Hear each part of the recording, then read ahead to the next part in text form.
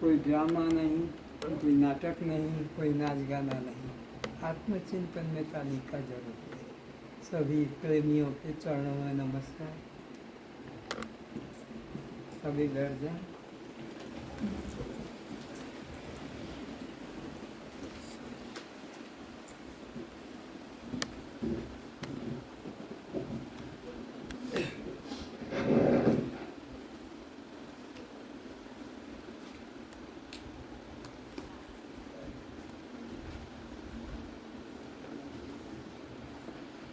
Mobile phone का switch off कर दें, भूल से ले आए हैं तो। मेरा स्विच ऑफ ही है।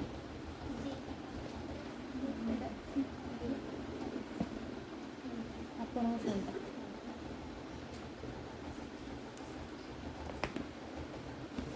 पहले प्रार्थना करेंगे।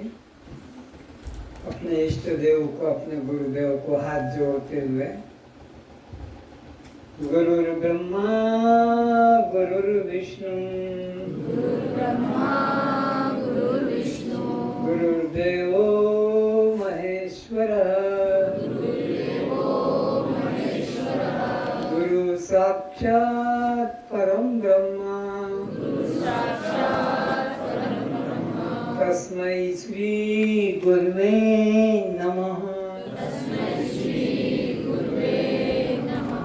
जब हम नमः कहते हैं थोड़ा गर्दन को झुका देना चाहिए, तब तो नमः हुआ, गर्दन अकड़ रही वैसी तो फिर नमः नहीं हुआ। ध्यान मूलम गुरुर्मूर्ति पूजा मूलम गुरुपदम मंत्र मूलम गुरुर्वाक्यम मोक्ष मूलम गुरु कृपा मन्नाथ श्री जगन्नाथ मद्गुरुम श्री जगद्गुरुम मदात्मा सर्वभूतात्मा तस्मै श्री गुरुवे नमः। अज्ञानतिमिरान्धस्य ज्ञानाञ्जनशलाकया चक्षुरुन्मीलितं येन तस्मै श्री गुरुवे नमः। असतो मा सद्गमय तमसो मा ज्योतिर्गमय मृत्युर्मामृतं गमय। हे गुरुदेव, आप हमें परमात्मा के नाम पर, सत्य के नाम पर जो भ्रांतियां चल रही है, जो अंधविश्वास चल रहा है, उससे निकाल कर परमात्मा के अखंड मार्ग का, सत्य मार्ग का, सनातन मार्ग का, आत्म मार्ग का अनुभव कराने की दया करें। आप हमें इस देह भाव से निकालकर, कर्ता भाव से निकालकर, भोक्ता भाव से निकालकर,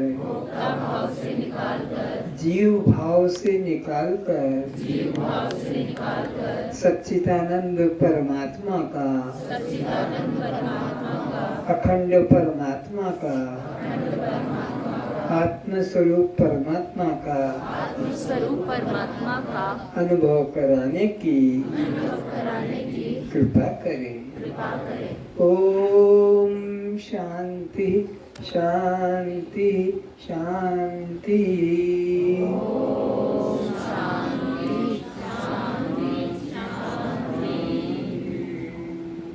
क्या आप जड़ हैं? चेतन है।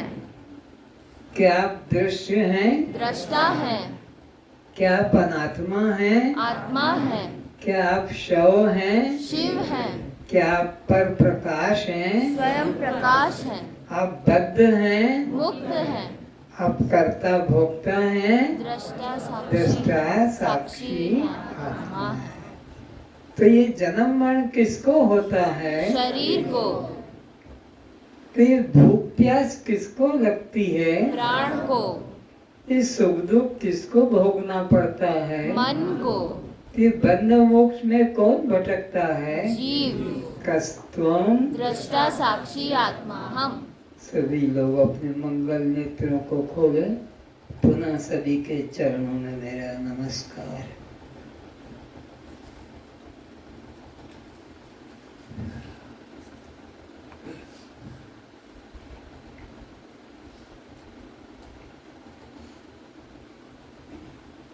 कोई भी भाषा सीखें, हिंदी, बंगाली, पंजाबी, उर्दू, सिंधी, तो उनकी वर्णमाला का ज्ञान होना जरूरी है। अगर हमें वर्णमाला का ज्ञान नहीं, सामान्य भाषा के शब्दों का ज्ञान नहीं, तो हम कैसे उस विद्या को पाएंगे? इसलिए उस विद्या को पाने के लिए हमें कुछ परिभाषिक ज्ञान चाहिए। सभी लोग अपनी कापियां खोलें और आज परिभाषाओं का हम विचार जगाएंगे कि वास्तव में ये ज्ञान तो हमें हुआ ही नहीं कभी, ये ज्ञान तो हमें किसी ने बताया नहीं, तो फिर ये सारे उपनिषद, वेद, गीता, रामायण का पाठ कहानी मात्र जा रहा था। तो परिभाषा के लिए कापी खोलें। जो सचमुच में विद्यार्थी हैं और कापी नहीं है तो मांग कर ले सकते हैं, यहाँ कोई पैसा नहीं लगेगा, कापी भी मिल जाएगी, पेन भी मिल जाएगा। लिखने की जिज्ञासा है और लिखने की जिज्ञासा नहीं है, परिभाषा को जानने की इच्छा नहीं, तो तुमको फिर ये ब्रह्म विद्या समझ में, आत्म विद्या समझ में न रामायण, न गीता, न कबीर, न नानक, न तुलसी, न उपनिषद कुछ ज्ञान नहीं आएगा। तो वे हाथ उठा दे जिनको कापी की जरूरत है। सचमुच में केवल ऐसे ही लिख कर रख देने के लिए नहीं। कौन ने उठाया? एक विद्यार्थी जाके उनको दे दो कापी।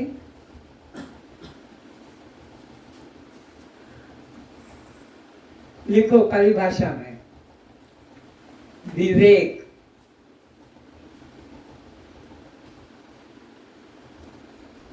विवेक की परिभाषा लिखें।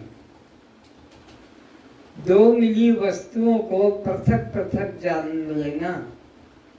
दो वस्तुओं को पृथक पृथक जान लेना विवेक कहलाता है।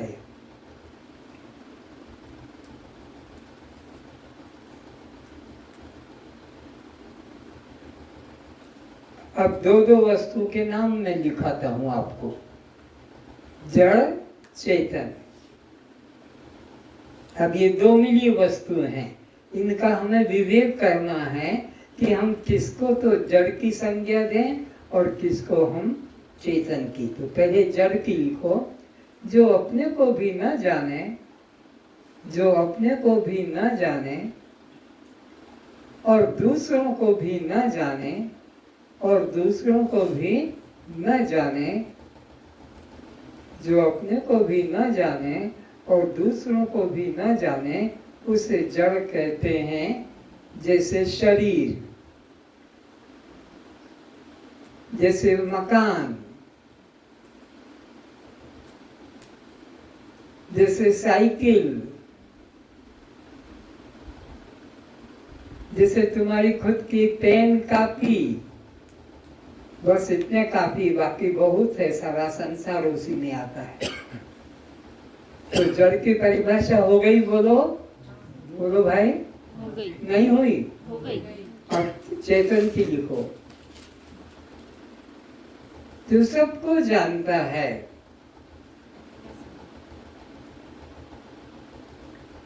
जो सबको जानता है, दिन को, रात को, सर्दी को, गर्मी को, भूख को, प्यास को, दर्द को, आराम को, तो जो सबको जानता है उस जानने वाले को चेतन कहते हैं। उस जानने वाले को चैतन्य कहते हैं।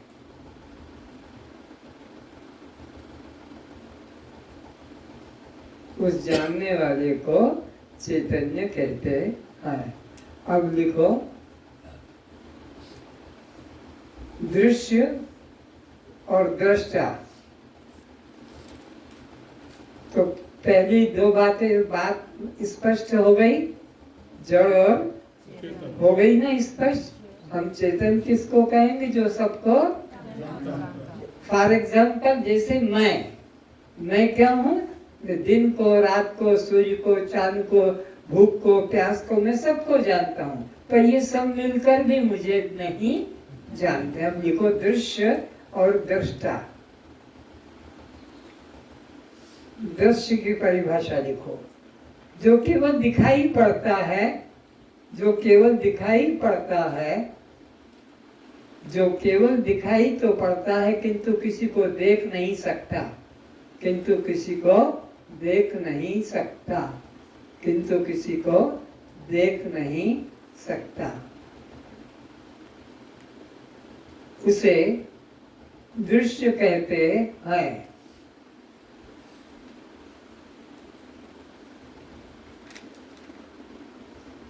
जैसे मुर्दा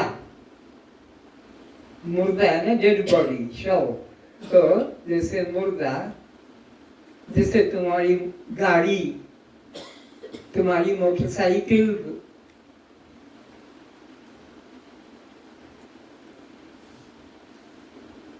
तुम्हारा कंप्यूटर, तुम्हारा टीवी, ट्रांजिस्टर, मोबाइल, ये सब जड़ वस्तुएं हैं। ये सब दृश्य वस्तुएं हैं। ये दिखाई पड़ती है पर ये किसी को देख नहीं सकती। अब लिखो, दृष्टा, जो सबको देखता है।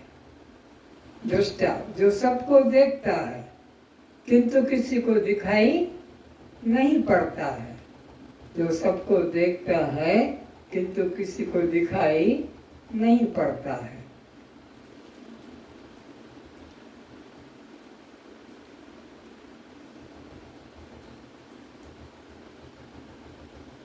उसे कहते हैं आत्मा, परमात्मा, चैतन्य, मैं। ये दृष्टा है, सबको देखता है, सारे विश्व को देखता है, लेकिन इसे कोई नहीं देख सकता। इनटू ब्रैकेट लिख लो, क्योंकि परमात्मा व्यक्ति नहीं, शक्ति है। क्योंकि परमात्मा व्यक्ति नहीं, शक्ति है। क्योंकि परमात्मा व्यक्ति नहीं, शक्ति है। अब लिखो, शव, जो निर्जीव होता है, शव, निर्जीव, जो निष्क्रिय होता है, जो निष्क्रिय होता है, जो निष्प्राण होता है, जो निष्प्राण होता है, निर्जीव, निष्क्रिय, निष्प्राण, तीनों चीजें जिसमें नहीं मिलती है। निर्जीव, जीवन नहीं, निष्क्रिय, कोई क्रिया नहीं, निष्प्राण, जिसमें प्राण नहीं, उसे शव या जड़ कहते हैं। जैसे हमारा शरीर, जैसे हमारा शरीर, मृत शरीर, जैसे हमारा मृत शरीर। अब लिखो, शिव, उसे कहते हैं जो सजीव होता है, सप्राण होता है, सक्रिय होता है, तीनों चीजें जिसमें मिलती है, जीवन भी है, प्राण भी है, क्रिया भी है। जो सजीव, सप्राण, सक्रिय, उसे शिव कहते हैं। जैसे मैं स्वयं, जैसे मैं स्वयं, वह एक होता है, वह कभी दो या अनेक नहीं होता है।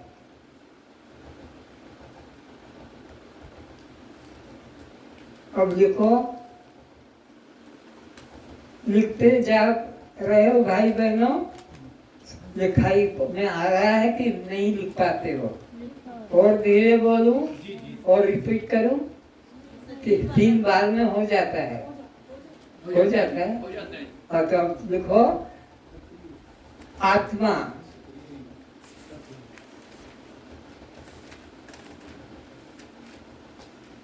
जिसे मैं कहते हैं। आत्मा कोई वस्तु या व्यक्ति नहीं है, वो एक शक्ति है जिसे मैं कहते हैं। उसके 4 लक्षण लिखो। शस्त्र से कटती नहीं। आत्मा के 4 लक्षण, मैं के 4 लक्षण क्या क्या है? शस्त्र से कटता नहीं, अग्नि से जलता नहीं, अग्नि से जलता नहीं, पानी से भीगता नहीं, पानी से भीगता नहीं, पवन से सूखता नहीं, पवन से सूखता नहीं। लाइट कम पड़ता हो तो बोल देना, लाइट ऑन कर देंगे, जो लिखने वालों को असुविधा हो रही है। बढ़ा सकते हो लाइट? बिजली नहीं है। अच्छा, लाइट नहीं है कि बिजली नहीं? अच्छा, ठीक है। तो अब अनात्मा के 4 लक्षण लिखो, इससे उल्टा। शस्त्र से कट जाए, जैसे हमारा शरीर शस्त्र से कट जाए, अग्नि से जल जाए, अग्नि से जल जाए, पानी से भीग जाए, पानी से भीग जाए, लड़ के सीधे बैठो, हाँ, हिलो डुलो नहीं, तो पानी से भीग जाए, पवन से सूख जाए, अग्नि से जल जाए, शस्त्र से कट जाए, जैसे हमारा शरीर।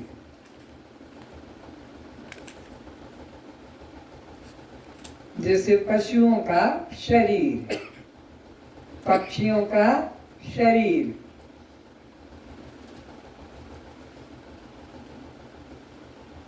थलचर, नभचर, भूचर, खेचर का शरीर, चारों तरह से जमीन के अंदर रहने वाले, आकाश में उड़ने वाले या पानी में, इन सब के शरीर को अनात्मा कहते हैं। हमारा शरीर भी अनात्मा है, चारों घटते हैं।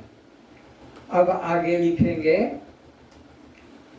पर प्रकाश और स्वयं प्रकाश, दो ये चल रहे हैं नाम साथ साथ। 2 मिली वस्तुओं में अलग अलग पहचान को विवेक कहते हैं। तो 2 मिली वस्तु, पर प्रकाश और स्वयं प्रकाश। लिखो पहले, पर प्रकाश जो चेतन के प्रकाश के द्वारा, जो दूसरों के प्रकाश के द्वारा प्रकाशित होती है, उसका खुद का प्रकाश नहीं होता है। जो दूसरों के द्वारा, चेतन के द्वारा प्रकाशित होती है, किंतु उसका खुद का प्रकाश नहीं होता है। जैसे टॉर्च, दीपक, मोमबत्ती,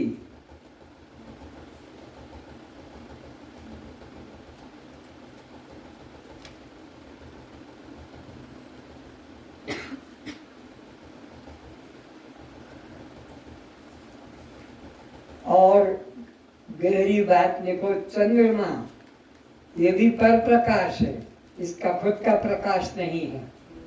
ऐसे ही सूर्य भी पर प्रकाश है, इसका भी खुद का प्रकाश नहीं। ये आध्यात्मिक दृष्टि से जानोगे, स्थूल दृष्टि से तो तुम्हें सूर्य लगेगा सारी दुनिया को प्रकाश दे रहा है, लेकिन वास्तव में सूर्य भी प्रकाश है, क्योंकि गीता में लिखा न तत्र सूर्यो भाति न चंद्र तारकम नेवा विद्युतो भांति कुतरम अग्नि। तो ये सब अब लिखो स्वयं प्रकाश। जैसे परमात्मा, जैसे आत्मा, जैसे मैं, ये स्वयं प्रकाश है। जैसे परमात्मा, जैसे आत्मा, जैसे मैं, यह स्वयं प्रकाश है। सारे दुनिया को प्रकाशित करता है, दिन को, रात को, चांद को, सूरज को, सबको। तो यह स्वयं प्रकाश और पर प्रकाश को जाना है। ठीक हुआ? आगे बढ़ूं? आगे लिखो फिर। परिणाम वह वस्तु को कहते हैं, परिणाम वह वस्तु को कहते हैं जो अपने असली रूप को छोड़कर, असली रूप को छोड़कर अन्य रूप में प्रतीत होती है। असली रूप को छोड़कर अन्य रूप में प्रतीत होती है। असली रूप को छोड़कर अन्य रूप में प्रतीत होती है, उस परिणाम कहते हैं। जैसे दूध,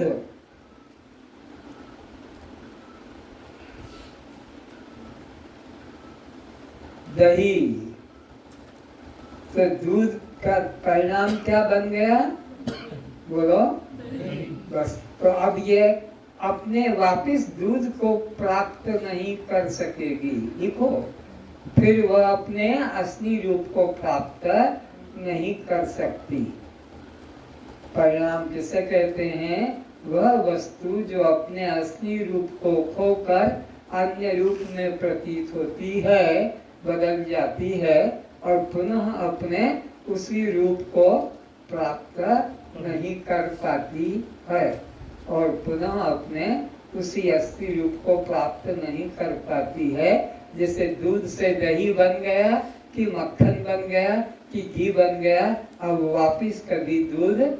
जैसे गेहूं से आटा, एग्जाम्पल दूसरा लिखो, गेहूं से आटा। अब तुम जो भी बनाना चाहते हो बना लेते हो, खाने की सामग्री, पर वो वापिस आटा, गेहूं नहीं बनेगा। चने से बेसन, जो बेसन बन गया, अब वो कुछ भी प्रयोग करो पर बेसन कभी चना नहीं बनेगा। समझ में आ गया? परिणामी वस्तु किसको कहते हैं? जो अपने मूल रूप को, असली रूप को खोकर अन्य रूप में प्रतीत होती है और फिर अपने उसी रूप को प्राप्त नहीं कर पाती है। अब लिखो विवर्त। विवर्त उसे कहते हैं, कोई कुछ बोला बीच में? विवर्त, विवर्त किसे कहते हैं? वह मूल वस्तु जो अपने असली रूप में बिना परिवर्तन लाए, अपने असली रूप में बिना परिवर्तन लाए अन्य अन्य रूप में भासती है। वह वस्तु जो अपने असली रूप का बिना त्याग किए अन्य अन्य रूप में भासती है, उसे विवर्त कहते हैं। उसे विवर्त कहते हैं। जैसे रुई से बने कपड़े, नाम कितने बदल जाते हैं कपड़ों के अलग अलग उपयोग से, लेकिन रुई का कोई परिवर्तन नहीं होता है। जैसे कि लकड़ी से फर्नीचर, जैसे कि प्लास्टिक से फर्नीचर भी होते हैं, लकड़ी से भी होते हैं। तीसरा एग्जाम्पल लिख लो, स्वर्ण से अलंकार। स्वर्ण से अलंकार कितने नाम दे दिए जाते हैं, पर स्वर्ण में कोई परिवर्तन नहीं। चांदी के कई नाम दे दिए जाते हैं अलंकारों के रूप में, बर्तनों के रूप में, पर चांदी में कोई अंतर नहीं। धातु जैसे लोहा, लोहे के कितने औजार यंत्र बन जाते हैं, पर लोहा स्टील वही बना रहता है। इसी तरह एक परमात्मा, इसी तरह इस संसार में एक परिवार परमात्मा है और उसके अनेक नाम, रूप, जाति आदि नाम पुकारे जाते हैं। समझ में आ रहा है परमात्मा कितना है? बोलो। किसकी तरह? रुई की तरह। किसकी तरह? लकड़ी की तरह। किसकी तरह? सोने की तरह। किसकी तरह? फर्नीचर। ये सब एक वस्तु अनेक आकार में प्रतीत होती है। अब लिखो अधिष्ठान।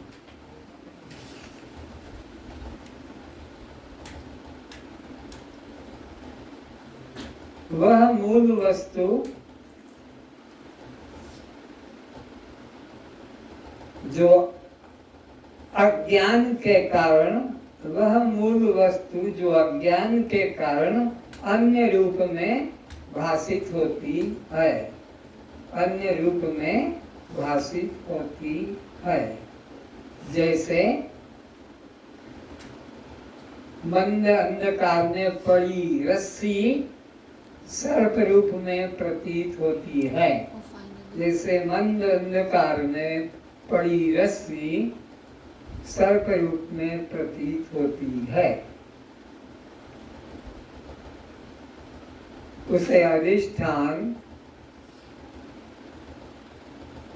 कहते हैं। वह मूल वस्तु जिसके अज्ञान से मंद अंधकार में पड़ी रस्सी सर्प रूप में प्रतीत होती है, तो उसको क्या कहेंगे? अधिष्ठान। रस्सी को क्या कहेंगे? अधिष्ठान। पर वो अंधकार से हमको सर्प रूप में लग रही है, तो प्रकाश हो जाने से वो सर्प भ्रम चला जाएगा। उसे लिखो अध्यस्त। अध्यस्त वह भ्रांति, जो वह भ्रांति की प्रतीति जो अधिष्ठान के अज्ञान से प्रतीत होती है। वह भ्रांति की प्रतीति जो अधिष्ठान के अज्ञान से प्रतीत होती है। जैसे रस्सी के अज्ञान से सर्प, तो सर्प क्या हो गया? ये अध्यस्त कहलाएगा। अध्यस्त सर्प क्या है? अध्यस्त है। ये किसके ज्ञान से जाएगा? अधिष्ठान का ज्ञान हो जाएगा, रस्सी का ज्ञान हो जाएगा, तो अध्यस्त भ्रम चला जाएगा। जैसे परमात्मा अधिष्ठान है और जगत अध्यस्त है। लिखो, ये खास सीखने का वेदांत का विषय होगा। परमात्मा अभी इसमें आएगा। जो छूट जाए मैं कई बार बोलूंगा, फिर उसको लिख लेना, बीच बीच में रुकवाना नहीं। तो अध्यस्त वह वस्तु है जो अपने अधिष्ठान के अज्ञान से प्रतीत होती है। अधिष्ठान के ज्ञान से फिर वह अध्यस्त भ्रांति निकल जाती है।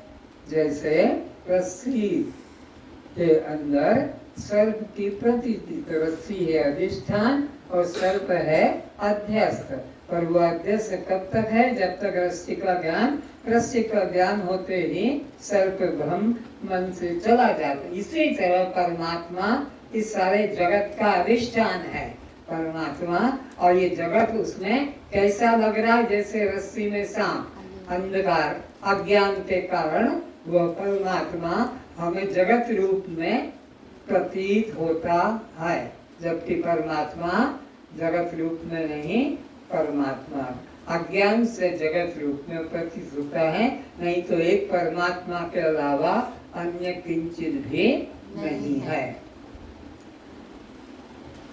अब लिखें, श्रवण किसे कहते हैं? सुनो, ये तुम्हारे काम का विषय चलेगा। श्रवण वेदों के महावाक्यों का तात्पर्य से निश्चय करने को, वेदों के महावाक्यों का तात्पर्य से निश्चय करने को श्रवण कहते हैं। वेदों के महावाक्यों का तात्पर्य से निश्चय करने को श्रवण कहते हैं। सुनने का नाम श्रवण मत समझ लेना कि सुन लिया तो हो गया ना। वेदों के महावाक्यों का तात्पर्य से निश्चय कराया जाता है, उसको श्रवण कहते हैं। कथा सुनने का नाम श्रवण वेदांत में नहीं कहा गया। तो अब लिखो मनन। मनन किसे कहते हैं? श्रवण के बाद मनन होता। अगर श्रवण ठीक नहीं होगा तो मनन कैसे कर पाएंगे, चिंतन कैसे कर पाएंगे? श्रवण के बाद में मनन होता है, मनन है चिंतन। तो लिखो चिंतन की परिभाषा। अभेद की साधक, अभेद की साधक, अभेद की साधक और भेद की बाधक, और भेद की बाधक, और भेद की बाधक, और भेद की बाधक युक्तियों के द्वारा, युक्तियों के द्वारा अद्वैतीय ब्रह्म का, युक्तियों के द्वारा अद्वैतीय ब्रह्म के चिंतन करने को, अद्वैतीय ब्रह्म के चिंतन करने को मनन कहते हैं। अद्वैतीय ब्रह्म के चिंतन करने को मनन कहते हैं। फिर से सुने। अभेद की साधक और भेद की बाधक, अभेद की साधक और भेद की बाधक युक्तियों के द्वारा अद्वैतीय ब्रह्म के, अद्वैतीय ब्रह्म के चिंतन करने को मनन कहते हैं। मनन कहते हैं। अब लिखो निधिध्यासन। अब निध्यासन अंतिम इसका अवस्था है। श्रवण से मनन बनेगा, मनन से फिर निध्यासन होगा। अगर निध्यासन नहीं हुआ तो सब बेकार हो गया। इसलिए निधिध्यासन को लिखो। निधिध्यासन जीव और ब्रह्म के एकत्व की युक्तियां और जीव और ब्रह्म के भेद की युक्तियों को अलग अलग करने को निध्यासन कहते हैं। अभेद की साधक, विजातीय वृत्ति का सजातीय कर दो उसको। सजातीय व्यक्ति का प्रवाह और विजातीय व्यक्ति के तिरस्कार करने को निधिध्यासन कहते हैं। सजातीय व्यक्ति वही जीव और ब्रह्म की एकता की वृत्ति, और विरोधी जिसमें भेद होता है कि जीव ब्रह्म, देह और आत्मा अलग अलग है, विरोध है। तो अभेद की साधक सजातीय व्यक्ति और विजातीय व्यक्ति का तिरस्कार, सजातीय व्यक्ति का प्रवाह और विजातीय व्यक्ति के तिरस्कार को निध्यासन कहते हैं। अब ये सब ज्ञान तुमको कहाँ से सुनने को मिलेगा? 4 वेदों से। उनके नाम लिखो। 4 वेद तुम्हारे सत्य को जानने के लिए 4 वेद हैं। इसमें कोई जाति का संबंध नहीं कि हिंदू, मुसलमान, सिख, ईसाई। जे चारों वेद सारे जीव कल्याण के लिए बने हैं। तो 4 वेद में लिखो। Yajurveda, Yajurveda. Number 2 Atharvaveda, number 2 Atharvaveda. Number 3 में ऋग्वेद, नंबर 3 में ऋग्वेद, और नंबर 4 में सामवेद। यजुर्वेद, अथर्ववेद, ऋग्वेद, सामवेद, ये खजाना भरा हुआ है चारों वेद में जीव के कल्याण का, और कोई दूसरी चिंता नहीं। तो अब इनमें 2 तरह के वाक्य हैं, नोट करो। अवान्तर वाक्य और महावाक्य। वेदों में 2 तरह के वाक्य हैं, अवान्तर वाक्य और महावाक्य। अवान्तर वाक्य किसे कहते हैं? नोट करो। अवान्तर वाक्य जिसमें केवल जीव, जिस वाक्य में केवल जीव या केवल ईश्वर या केवल सृष्टि की बात कही गई है, केवल जीव, केवल ईश्वर या केवल सृष्टि की बात कही गई, उन वाक्यों को अवान्तर वाक्य कहते हैं, जो महावाक्य के सहयोगी होते हैं। उन वाक्यों को अवान्तर वाक्य कहते हैं, जो महावाक्य के सहयोगी होते हैं। अब लिखो महावाक्य। जिन वाक्यों के द्वारा जीव और ब्रह्म का एकत्व बोध जागृत होता है, जिन वाक्यों के द्वारा जीव और ब्रह्म के एकत्व का भाव जागृत होता है, जिन वाक्यों के द्वारा जीव और ब्रह्म के एकत्व का भाव जागृत होता है, उन वाक्यों को महावाक्य कहते हैं। उन वाक्यों को महावाक्य कहते हैं। महावाक्य पहले लिखा दिया है, फिर भी लिख लो। अहम ब्रह्मास्मि, ये यजुर्वेद का महावाक्य है, अहम ब्रह्मास्मि। दूसरा महावाक्य अयम आत्मा ब्रह्म, ये अथर्ववेद का महावाक्य है, अथर्ववेद में मिलेगा। तो ऋग्वेद में जो है प्रज्ञानम ब्रह्म, ये ऋग्वेद का महावाक्य है, और तत्त्वमसि यह सामवेद का महावाक्य है। अब इनके अर्थ तो सबको स्पष्ट हो ही गए होंगे, नहीं तो फिर लिख लो। अहम ब्रह्मास्मि का अर्थ लिखो, मैं ब्रह्म हूँ। ये चार महावाक्य जो दिए हैं, एक एक का अर्थ भी लिख लो।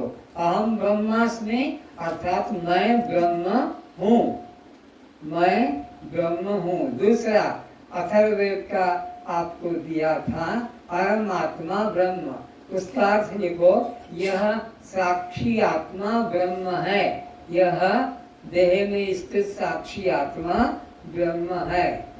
देह में स्थित यह साक्षी आत्मा, ये दूसरा महावाक्य। तीसरा लिखो ऋग्वेद का, कौन सा है आपका? प्रज्ञानम ब्रह्म, ये ज्ञान स्वरूप आत्मा ही ब्रह्म है, यह ज्ञान स्वरूप आत्मा ही ब्रह्म है। प्रज्ञानम ब्रह्म, प्रज्ञानम ब्रह्म का अर्थ हुआ यह ज्ञान स्वरूप आत्मा ही ब्रह्म है। अब चौथा महावाक्य दिया आपको सामवेद का। ये जो है उपदेशात्मक वाक्य, ये तीन तो अनुभव करने के थे, अहम ब्रह्मास्मि, अयम आत्मा ब्रह्म और यह ज्ञान स्वरूप आत्मा। ये तो शिष्य को, जिज्ञासु को अनुभव जगेगा, पर ये तत्वमसि ये गुरु का वचन शिष्य के प्रति उपदेशात्मक, उपदेश कर तत्वमसि, अरे वो तू ही है, अरे वह तू ही है, वह तू है, तत्वमसि वह तू है। उसको अन्य मत जानो, कहीं ढूंढने नहीं जाना पड़ेगा, न जंगल में जाना पड़ेगा, न व्रत उपवास करना पड़ेगा, न ध्यान धारणा समाधि लगाना पड़ेगी, कुछ नहीं करना पड़ेगा। बस ये बोध जग जाना है कि ये जड़ शरीर, जन्मने मरने वाला शरीर मैं तो इसमें रहने वाला 84 में भटकने वाला जीव हूँ। लेकिन फिर जब ज्ञान हो जाएगा तो मैं एक चैतन्य आत्मा हूँ, ये बोध जग जाएगा। तो इस तरह से आपके लिए चारों वेद के चार महावाक्य। रेफरेंस भी जानना चाहते हो कहाँ लिखा है किस वेद में, तो उसको भी मैं बता देता हूँ। यजुर्वेद के बृहदारण्यक उपनिषद के अहम ब्रह्मास्मि महावाक्य ये कहाँ मिलेगा? यजुर्वेद के बृहदारण्यक उपनिषद के प्रथम अध्याय के चतुर्थ ब्राह्मण के 10वां मंत्र 1, 4, 10। यजुर्वेद बृहदारण्यक उपनिषद 1, 4, 10 रेफरेंस है। दूसरा अथर्ववेद का जो मांडव्य उपनिषद है उसका दूसरा मंत्र है अहम आत्मा ब्रह्म। यजुर्वेद का बता दिया अहम ब्रह्मास्मि, और यह अथर्ववेद का है अहम आत्मा ब्रह्म, ये मांडव्य उपनिषद का दूसरा मंत्र। ऋग्वेद के ऐतरेय उपनिषद का प्रज्ञानम ब्रह्म, ये ऋग्वेद के ऐतरेय उपनिषद का तीसरे अध्याय का तीसरा मंत्र है, तीसरे अध्याय का तीसरा। तो कभी भी कोई क्वेश्चन कर लेगा, कहाँ लिखा, हम कहाँ ढूंढे, तो एक जनरल नॉलेज के लिए बता दिया और उससे कोई जरूरत नहीं। और चौथा, सामवेद के छांदोग्य उपनिषद के तत्वमसी जो गुरु कहता है, ये कहाँ मिलेगा आपको? सामवेद के छांदोग्य उपनिषद के 6 अध्याय के 8वें प्रकरण का 7वां मंत्र है, 6, 8, 7। छांदोग्य उपनिषद 6, 8, 7। ये परिभाषा का आपको ज्ञान कराया। इसका आपको चिंतन करना होगा, क्योंकि मैं पूछूंगा आपसे कि बताओ जड़ क्या है, दृश्य क्या है, आत्मा क्या है, आत्मा क्या है, तो ये आपको बताना होगा, तभी आपको समझ आएगा। और एक दिन मैं आपकी परीक्षा लूंगा रिटर्न में, ओरल एग्जामिनेशन होगा, आपको प्रमाण पत्र भी मिलेगा। ये कोई साधारण कथा मत समझना कि सत्यनारायण की कथा सुनिए, प्रसाद मिल गया और चले गए। ये ब्रह्म ज्ञान की कथा होगी, तो ब्रह्म ज्ञान में इस प्रकार का इसका रोज अभ्यास करना होगा, रोज रोज विषय आगे बढ़ाएगा। अब आपको बताऊंगा मैं दृष्टा और दृश्य का विवेक कैसे किया जाए। तो एक एग्जाम्पल से समझाता हूँ, ध्यान से सुनना, आप सुनने का है। ये पिक्चर है, इसमें कोई दृश्य दिखाई पड़ता है, इसको कोई दिखा दो, कोई दृश्य। सिनेमा हॉल में मुझे ले जाना है, सब लोग सिनेमा हॉल में जाएंगे।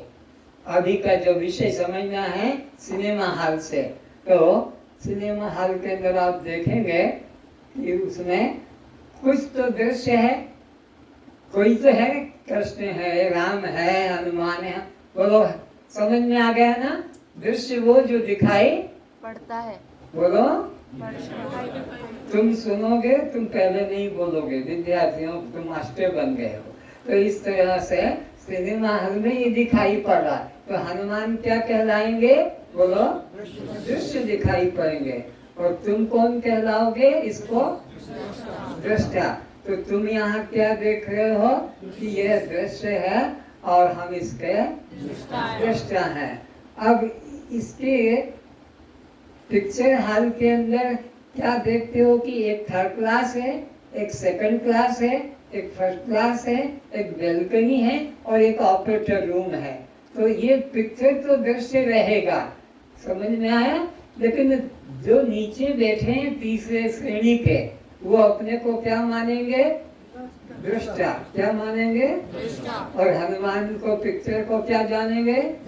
दृष्टा। लेकिन जब सेकंड क्लास में लोग आकर बैठ जाएंगे तो फिर वो हनुमान को तो दृश्य ही मानेंगे, लेकिन थर्ड क्लास वालों को भी दृश्य देखेंगे, क्योंकि वो भी उनके सामने, जैसे हनुमान दृश्य बन गया थर्ड क्लास के लिए, सेकंड क्लास के लिए यह हनुमान के साथ साथ थर्ड क्लास भी।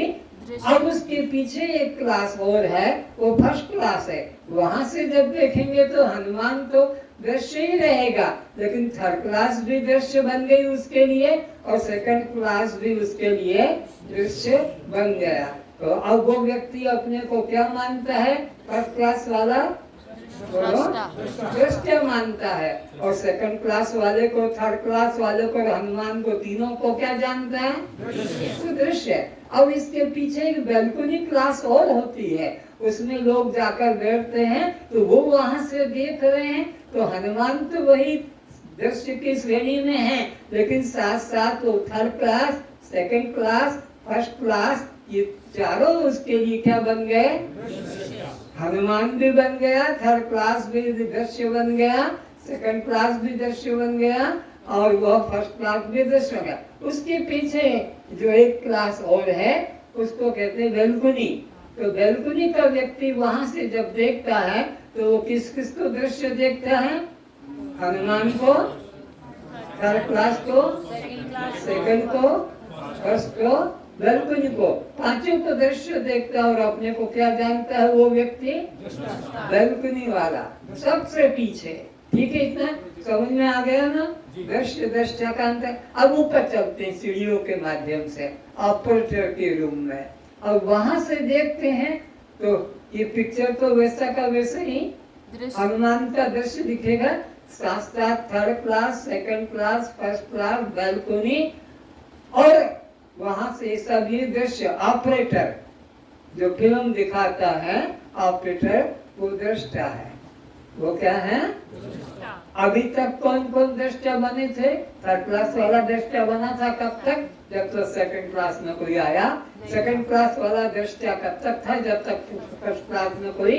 जो फर्स्ट क्लास वाला दृष्टा कब तक था? जब तक कि कोई बैल्कुनी में आया नहीं। और ये बैल्कुनी वाला दृष्टा कब तक था? जब तक ऑपरेटर सबको देख रहा है पर उसको कोई देखता वो किसी का दृश्य। अब और पीछे चलो तो पता लगा और पीछे जाने का कोई रास्ता। वो अंतिम व्यक्ति है जो सबको तो देखता है पर उसे कोई देखता नहीं। तत्वमसि वेद के तब वो तू है, वो जो सबको जानने वाला, सबको देखने वाला, किंतु किसी को दिखाई। दृष्टा की परिभाषा क्या लिखाई? पढ़ो, अभी पढ़ो। दृष्टा किसे कहते हैं? जो सबको देखता तो है पर किसी को दिखाई नहीं पड़ता। ये तीसरा एग्जाम परिभाषा होगी शुरू से तीसरी। जब देखो दृष्टा का लिखा तो तुम्हें पढ़ने में आएगा। दृष्टा किसे कहते हैं? जो सबको तो देखता है पर किसी को दिखाई। ठीक है ना? तो अब आप विचारो कौन है? आप जो है दृष्टा है। कैसे भी इसको फिर समझाता हूँ। पिक्चर हाल की बात छोड़ दो, अभी आ जाओ। तुम बैठे हो और आंख से देख रहे हो एक गुलाब के पौधे को, एक गुलाब के पुष्प को, खिला हुआ गुलाब का पौधा, फूल है, दिख रहा है? बोलो। तो आंख कौन देख रही है? किससे देखा गया? आंख से। तो आंख बन गई क्या? और गुलाब का पौधा? हाँ ठीक है, धन्यवाद। तो ये पौधा बन गया दृश्य और हमारी आंख क्या बन गई? दृष्टा। क्यों? ये दृश्य को देख रही है ना। अब आगे और चलो तो आंख भी दृश्य है, इसके पीछे मन है। मन ही से आंख देखी जा रही है कि आंख से ठीक दिखता है कि कम दिखता है कि पास के दूर। तो आंख को भी कौन देखता है? मन देखता है। तो मन हो गया दृष्टा, आंख हो गई दृश्य, और पुष्प भी। तो पुष्प पहले दृश्य था, आंख दृष्टा थी, लेकिन मन उसके पीछे खड़ा हो गया तो वो मन को देखता है अपना, आंख ठीक दिखता है। फिर उसके पीछे बुद्धि आ गई तो बुद्धि अपने को दृष्टा मानती है और मन को और पुष्प को दृश्य जानती है। उसके पीछे फिर आ गया जीव। तो जीव मन बुद्धि को भी, मन को भी, नेत्र को भी, इन सबको दृश्य जानता है। उस जीव को भी जो जानता है सबसे आखिरी वो तुम हो, तत्वमसि, जिसको वेद कहता है, जो सबको तो देखता है, सबको तो जानता है पर उसको कोई वो तुम हो। ये बात को समझो। इतनी सी बात को समझाने के लिए इतना विस्तार करना पड़ा कि जो सबके अंतिम में है उसके पीछे और कोई देखने वाला, जानने वाला, वह तुम हो, तत्वमसि, जिसको परमात्मा, आत्मा, चैतन्य कहते हैं।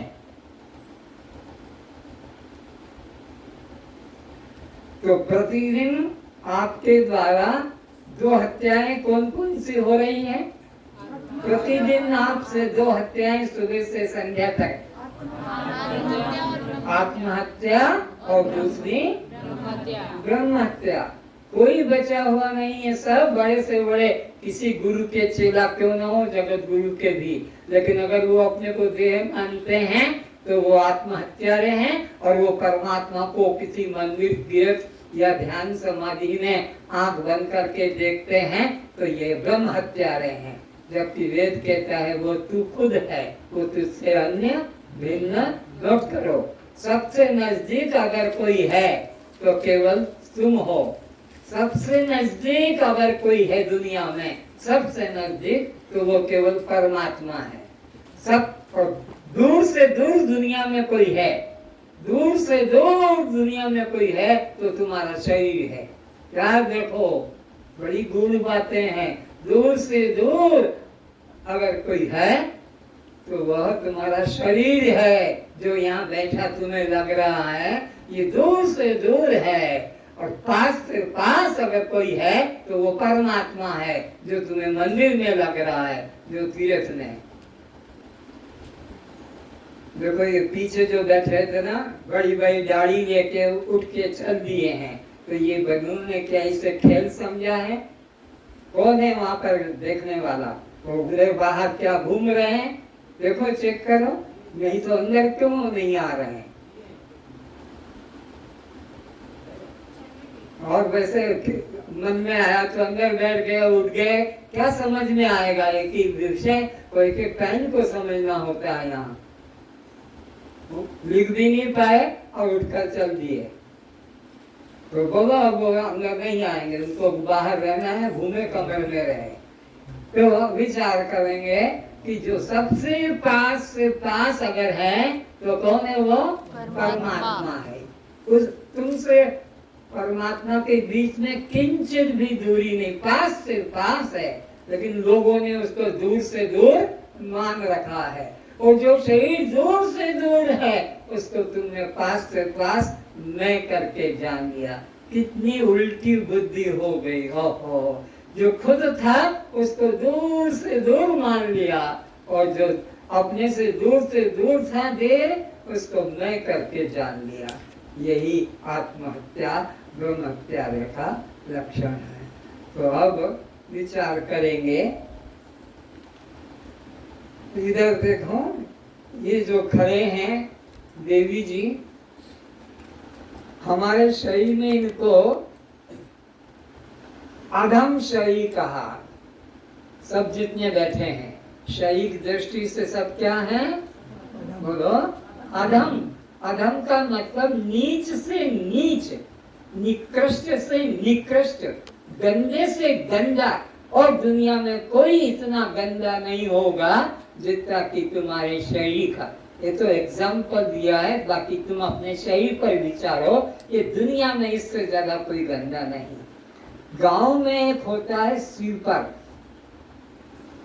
उसको मेहतर भी कहते हैं, उसको भंगी भी।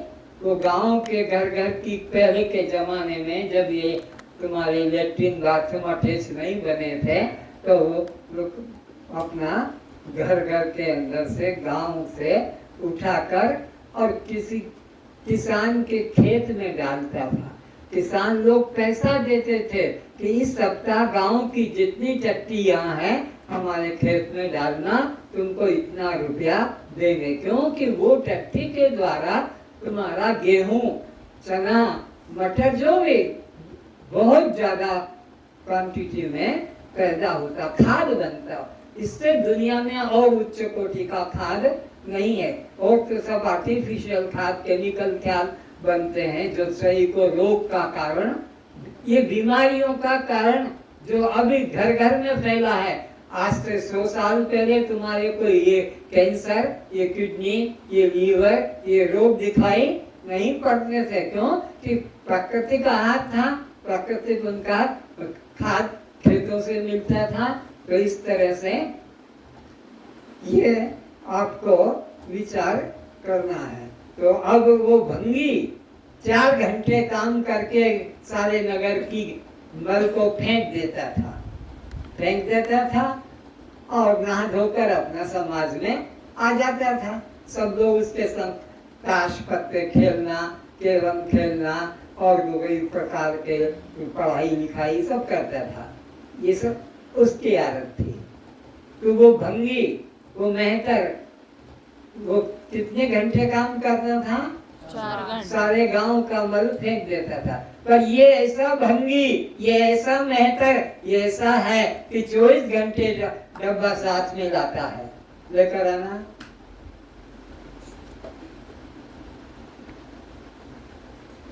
ये इसके अंदर से निकाला है, पेट के अंदर से।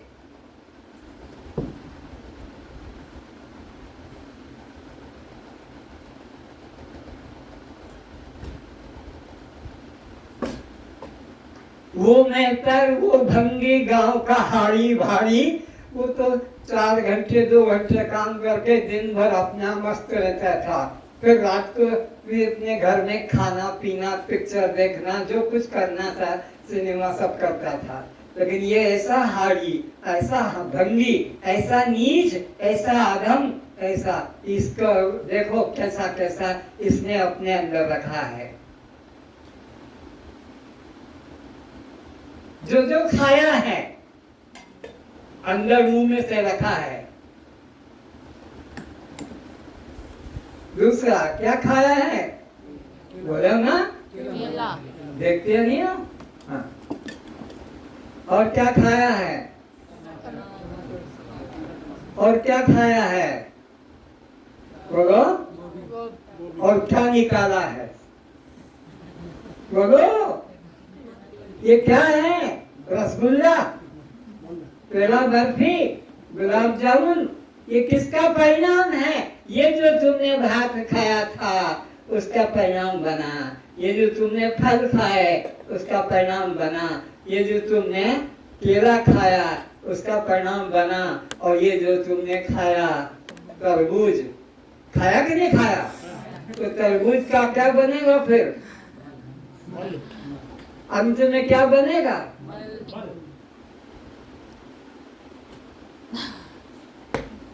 ये सब का परिणाम बना है। ये सूंघने की इच्छा होगी, चाटने की इच्छा होगी, चूसने खाने की इच्छा होगी, बोलो तो ये किसका परिणाम है? तो वो तो 4 घंटे काम करके, लेकिन ये तुम लोग जितने बैठे हो सबको अगर अभी पाठ लगा दिया जाए, एनिमा पाठ, तो सबके नीचे से यही निकलेगा। तो इसको तुम कभी धोते हो? बच्चा छू दे, बर्तन हमारा अछूता बिगड़ गया, बच्चा चप्पल लेकर आ जाए छोटा सा तो हमारा चौका बिगड़ गया, लेकिन तुम तो चौके में टट्टी का डब्बा लेके बैठे हो, वहीं रोटी बना रहे हो, वहीं भात बना रहे हो, डब्बा साथ में कि बाहर? साथ में है। तो तुम कभी पवित्र हुए?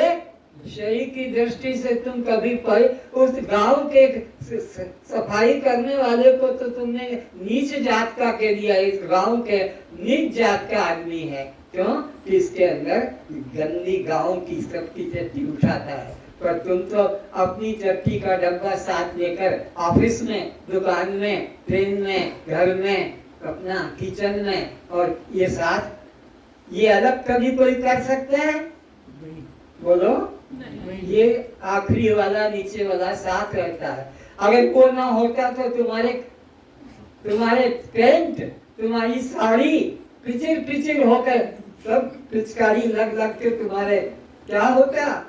जैसे छोटा बच्चा अपना टट्टी कर देता है ना, तो कपड़े उसके पजामा वगैरह बदलना पड़ता है। तुम्हारी यही स्थिति होती है। भगवान ने दया किया कि तुम भैंस की तरह, गाय की तरह, भैंस गाय सड़क पे चलते जाते हैं और पिचिर पिचिर निकालते हैं कि नहीं निकालते हैं? तुम वही तो होते अगर वो पीछे का डब्बा सुरक्षित न होता तो। और किसी किसी का वो पिचकारी भी चल जाती है तो डॉक्टर के पास जाते हैं कि देसी है ऊंची, आज्ञा कुछ दवा दो, तो कुछ रोको, अंदर कंट्रोल करो, और ज्यादा कंट्रोल हुआ तो अब थोड़ा पतला कर दो, क्योंकि निकल नहीं रहा, 3 दिन हो गए, 5 दिन हो गए, सूखा सूखा हो गया।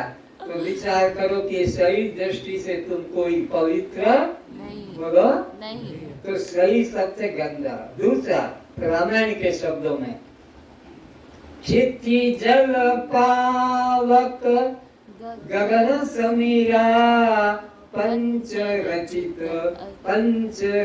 अति। अति का मतलब इसकी कोई सीमा नहीं। अति अधम शरीर, अति क्षिति जल पावक गगन समीरा पंच रचित अति अधम शरीर, ये सबसे अधम है। क्यों अधम है? उसका कारण कि माँ बाप की गंदी धातु रज वीर्य, पुरुष का वीर्य और स्त्री का रज जो मासिक धर्म में निकल जाता है, जिसके कपड़े तुम फेंकते रहते हो, क्या धोते रहते हो रज। और पुरुष का वीर्य चाहे सपने में निकल जाए, अपने कपड़े पे निकल जाए, तो जब तक कपड़ा बदलोगे नहीं, तो साफ नहीं करोगे, वह शुद्ध नहीं माना जाता। तो उन दो धातुओं से क्षिति जल पावक गगन समीरा पंच रचित अति अति अधमा शैया, इसके बराबर वो कोई पृथ्वी पर अधम तत्व नहीं है। तो इस तरह से शरीर तुम्हारा हमारा अधम है, इसका कभी गर्व मत करना। शरीर जो है यह नीच से नीच वस्तु है, सड़ जाता है, कैंसर हो जाते हैं, कितने प्रकार के रोग निकलते हैं मल द्वार से, छाती से या और भी किसी प्रकार से। तो देह को कभी मैं मत जानना, देह को मैं मानना, नोट करो, सबसे बड़ा पाप है। देह को मैं मानना दुनिया के सब पापों से बड़ा पाप है। देह को मैं मानना ये दुनिया के सबसे बड़े पापों से है।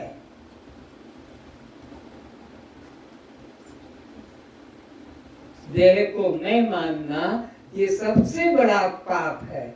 और अपने को आत्मा जानना मुक्ति है। अपने को आत्मा जानना सब पापों से मुक्ति है। देह को मैं मानना सबसे बड़ा दुनिया का पाप है।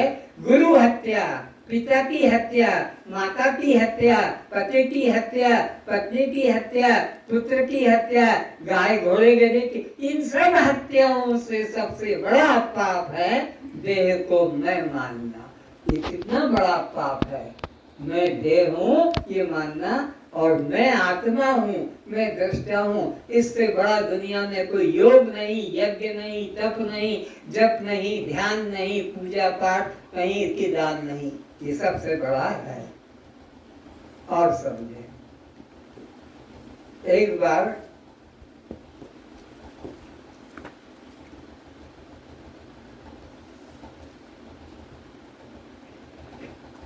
पूछा युधिष्ठिर से कि कौरवों की सभा में जब द्रौपदी को नग्न कराया जा रहा था, नग्न उसको किया जा रहा था, साड़ी खोली जा रही थी, खींची जा रही थी, तब तुम रोक क्यों नहीं दिया? तब तुम्हारी शक्ति तुम्हारे पास, तुम सबसे बड़े पहलवान कहो, युधिष्ठिर पांचों भाइयों में सबसे बड़ा था, तुमने रोका क्यों नहीं? तो जवाब दिया, तब मैंने कौरवों का अन्न खाया था। किसका? तो जिसका अन्न खाओगे उसका प्रभाव पड़ेगा। इसलिए जैसा खाओगे अन्न वैसा बनेगा मन। अगर अन्न अशुद्ध है तो मन भी अशुद्ध होगा, कर्म भी अशुद्ध होंगे, भाव भी अशुद्ध होंगे, और चिंतन भी अशुद्ध होगा। और जैसा अंतिम चिंतन होगा वैसी सत्य तुम्हारी दुर्गति होगी। याद रखो, अंतमति सो गति।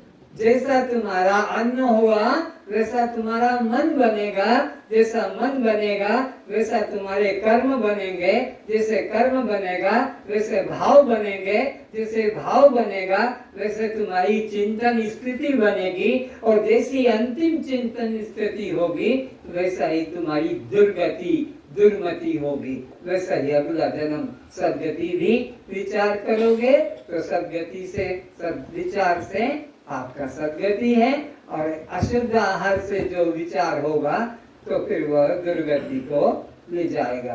तो जैसा खाओगे अन्न वैसा बनेगा मन। एक और विशेष बात बताता हूँ, 3 प्रकार के पुरुष हैं, एक सतोगुणी, एक रजोगुणी और एक तमोगुणी। सतोगुणी व्यक्ति का सतोगुणी आहार होता है, रजोगुणी व्यक्ति का रजोगुणी आहार होता है, और तमोगुणी व्यक्ति का तमोगुणी आहार होता है। वैसे आहार का विषय मेरा स्वतंत्र है, उसको मैं परसों या कल कहूँगा, पर थोड़ा सा बता देता हूँ कि भगवान के आहार में कभी मांस, मछली, अंडा, शराब, सिगरेट, गांजा, भांग, गुटखा, पुड़िया, प्याज, लहसुन नहीं रखा जाता। भगवान के भोग में, भगवान के मंदिर में चाहे वो जगन्नाथ का मंदिर हो कि रामेश्वर का हो कि बद्री केदार का हो कि चाहे वो अयोध्या वृंदावन का, भगवान के आहार में सात्विक, चाहे उसको आप उसको फल, पत्रम गीता के 9 अध्याय के 26 श्लोक में कहा है, पत्रम पुष्पम फलम तोयम यो में भक्त्या प्रयच्छति तद अहम भक्त्यु प्रदय स्नामि प्रयतात्मना, मैं उसको प्रेम से खाता हूँ। जो भक्त मुझे पत्र पुष्प फल, तो ये भगवान को प्रिय आहार है जो आप लोग यहाँ पर ग्रहण करेंगे, आपको दिया जाता है, ये भगवान के प्रिय, तो भगवान इसको प्रेम से स्वीकार करेंगे और तुम्हारे रोगों को जो बढ़ाने वाला आहार था वो यहाँ नहीं मिलने से वह रोग तुम्हारे खत्म होने लगेंगे, कटने लगेंगे। लेकिन तुमने अगर यहाँ के जाने के बाद फिर वही मांस मछली अंडा शराब सिगरेट गांजा भांग गुटखा पुड़िया आदि खाया, तो फिर उससे ज्यादा भयंकर होकर वो तुम्हारी हत्या करेगा। इसलिए शुद्ध आहार लेना है। तो दूध से बनी वस्तुएं भी जीवन में प्रयोग कभी मत करना कि चलो चाय तो पी लें, चलो बाजार से पाउडर ले आते हैं, वो पाउडर भी गौ हत्या के बराबर है, चाय पीना भी गौ हत्या के बराबर है। इसी प्रकार दूध और दूध से बनी चाहे घी हो कि आपका मिठाई हो, खोआ की बनी रबड़ी, ये सब जीव हत्या का पाप इसमें जुड़ा हुआ है। तुम्हें तो ऊपर लगता हम तो बाजार से खरीद के लाए हो, खा रहे हो, उसमें वही उसका गुण छिपा हुआ है, सतोगुणी रजोगुणी तमोगुणी। तो जो तुम चाय पाउडर की पीते हो वो भी पाप के रूप में है, दूध पीते हो वो भी पाप के रूप में है, मिठाई खाते हो वो भी पाप के रूप में है, घी मक्खन आदि छेना जो खाते हो वो भी पाप के रूप में है। और साथ साथ बताया प्याज लहसुन, आप हो गए प्याज लहसुन, सुनो वो भी, अगर ये नियम का पालन नहीं किया तो तुम्हारा रोग ठीक नहीं होगा। अगर ये नियम का पालन नहीं किया तो तुम रोग से ग्रसित रहोगे, क्योंकि तमोगुणी आहार है। तमोगुणी आहार होने से तुम्हारे रोग को बढ़ाने वाला है, तेजी देने वाला है और ज्यादा उसको तीक्ष्ण करता है। अगर ये आहार आम, केला, संतरा, मौसम्बी, खजूर की तरह होता तो मंदिर में भी रखा जाता, पर मंदिर में भगवान के भोग में कभी लहसुन प्याज नहीं मिलता है। क्यों नहीं मिलता है? तो इसमें वही दुर्गुण है जो मांस मछली में जो दुर्गुण है वही लहसुन प्याज में दुर्गुण है। ये काम को बढ़ाने वाला, क्रोध को बढ़ाने वाला रजोगुणी आहार है, इसलिए भगवान के मंदिर में इसको कभी रखा नहीं जाता है। तो आप सब लोग प्रेमियों से निवेदन है कि लहसुन प्याज को तुम सात्विक आहार का भी मत स्वीकार कर लेना। ये मांस मछली खाने के बराबर है। मांस मछली खाते हो वो और लहसुन प्याज खाते हो, दोनों के अंदर वही काम भाव, काम विकार को जागृत कराने वाला है, क्रोध को जगाने वाला है। इसलिए अब नारियल भगवान के आगे क्यों रखते हैं, है क्या नहीं? यहाँ तो नारियल का कारण बताया है कि नारियल हमारे जो बाजार से लाते हैं उसमें दो विशेषता होती है। एक तो जिसमें पानी होता है जो रोज पीते हैं, और एक होता है सूख जाता है। तो वो सूख जाने वाले नारियल में जब हिलाओगे तो गट गट गट गट गड़गड़ गड़गड़ आवाज आता है। तो वो अंदर वाला जो है नारियल का हिस्सा जिससे तेल निकलता है या कुछ मिठाइयाँ भी ग्रहण करते हैं, तो वो उससे ऊपर वाले से डिटेच हो गया, अलग हो गया। उसने उसका अपना अटैचमेंट तोड़ दिया है। अंदर वाले ने बाहर वाले का संबंध तोड़ दिया है। समझ में आया है? अभी मैं नारियल से दिखाता हूँ। और वो नारियल के अंदर तुम्हारी शक्ल है, तुम्हारी शक्ल नारियल में है। तुमने कभी नहीं देखा, दुकान वाले भी उसको कभी दिखाते नहीं है। और अगर वो पकड़ के जो तोड़ा जाता है वो उसमें नहीं है तो दुकान वाले खरीदते नहीं। लोग बेचने वाले बेचते हैं पर वो खरीदने वाले खरीदते नहीं। किसको? जिसकी वो पकड़ नहीं है, क्योंकि जिसको मारते हैं। क्यों?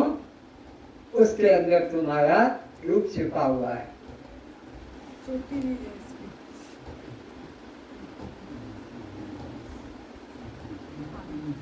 ये इसकी पीछे की चोटी है पकड़ने की, एंटीना। और ये इसके दो है, ये है आँखें, ये नाक, ये मुख, ये दाढ़ी, पूरा का पूरा प्रतीक है। तो ये गुरु के आगे समर्पण मतलब मैं अपने आप को समर्पित करता हूँ।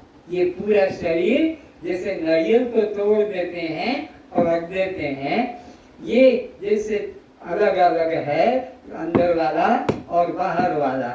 इस तरह से अपने आप को गुरु के आगे समर्पित करने को कहते हैं। नारियल चढ़ाने का मतलब है अपने आप को चढ़ा देना।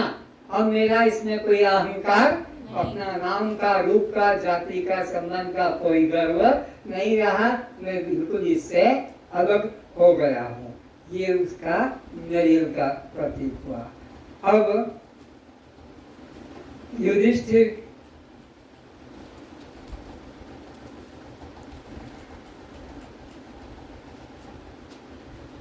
ने अपने यहाँ पर दान व्यक्ति चला रखी थी।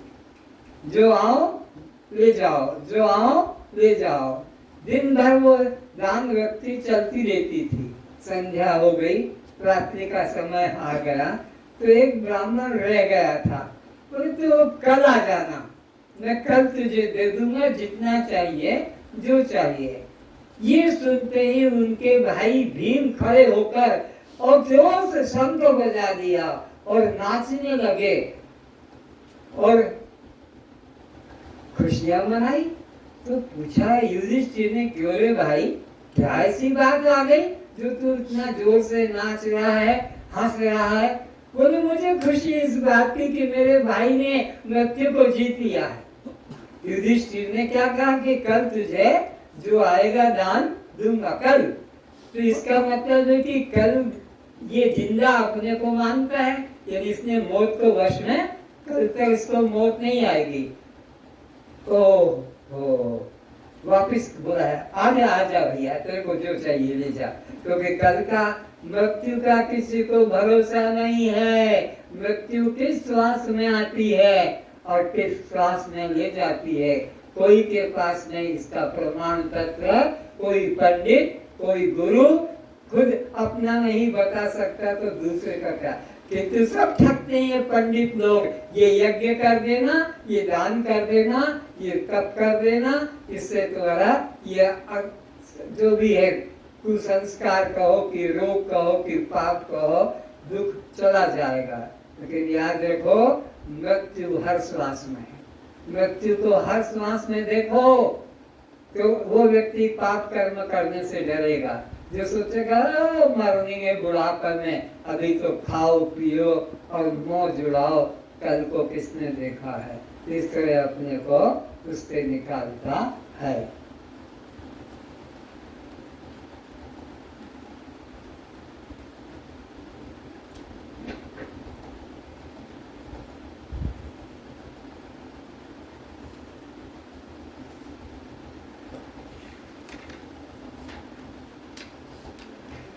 तो अब ये तीन उपाधियां बताओ कौन कौन सी है जो तुमको संसार में बांध रही है? रा, री और रे।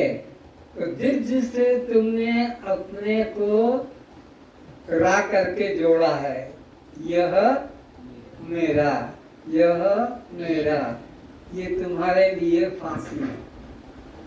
सुन लो, मानोगे तो भी जब तुम्हारा श्रद्धा जगेगा। तो कौन कौन सी वस्तुओं को तुम उठा करके बोलते हो?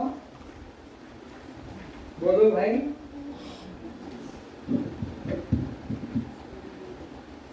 किन किन वस्तुओं को ला करके बोलते हो? मेरा मकान, मेरा बोलो जूता, मेरा बेटा, बोलो ना। तो बना तो तुमने सबने रखे, इसका तो कोई नहीं है। फिर तुम तो बोलो, तुम्हारे तो बहुत जोड़ के रखे हैं, छोड़ के आए हो मन से। दिन में फोन मिलाते रहते हो, फोन मिलाते रहते हो, मेरा, मेरी, मेरे, उनसे चैन नहीं पड़ती। सत्संग में चैन नहीं है। चैन वो जो दिन का फोन मिल जाता है सत्संग में, छत पे जाकर, उधर जाकर, इनका हाथ में कभी खाली नहीं मिलेगा। सत्संग में ये चुपचाप डर के मारे बैठे रहते होंगे, वैसे भी उसको भी पीछे पीछे चोरी चोरी चुराते रहते होंगे। लेकिन ऊपर जाते ही ये छत के ऊपर इधर उधर इधर बस कूदते फांदते रहते हैं, और वो मोबाइल इनका ऑन रहता है। तो ये तो मेरा, कौन कौन है वो तुम्हारा? जल्दी बोलो। मेरा, और मेरा,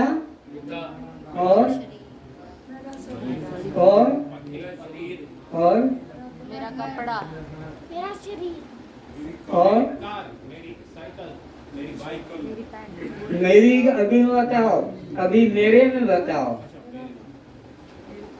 शरीर मेरा, मकान मेरा, घर मेरा, धन मेरा, पैंट मेरा, शर्ट मेरा, पेन मेरा, मोबाइल मेरा, रेडियो मेरा, टीवी मेरा, दांत मेरा, कान मेरा, हाथ मेरा, लीवर मेरा, नाखून मेरा, अंगूठा, ये सब मेरा मेरा मेरा की लिस्ट है, जिनको तुमने जोड़ के अपने से यहाँ से चेतन को निकाल कर उस पाप में जोड़ दिया है।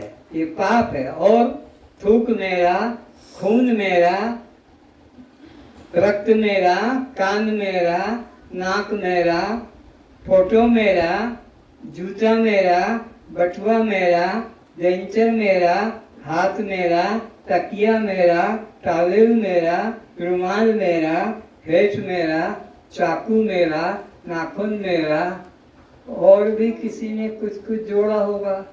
तो अब ये जिन जिन को मेरा कहा, क्या वह मैं हो सकता है? बोल के देखो।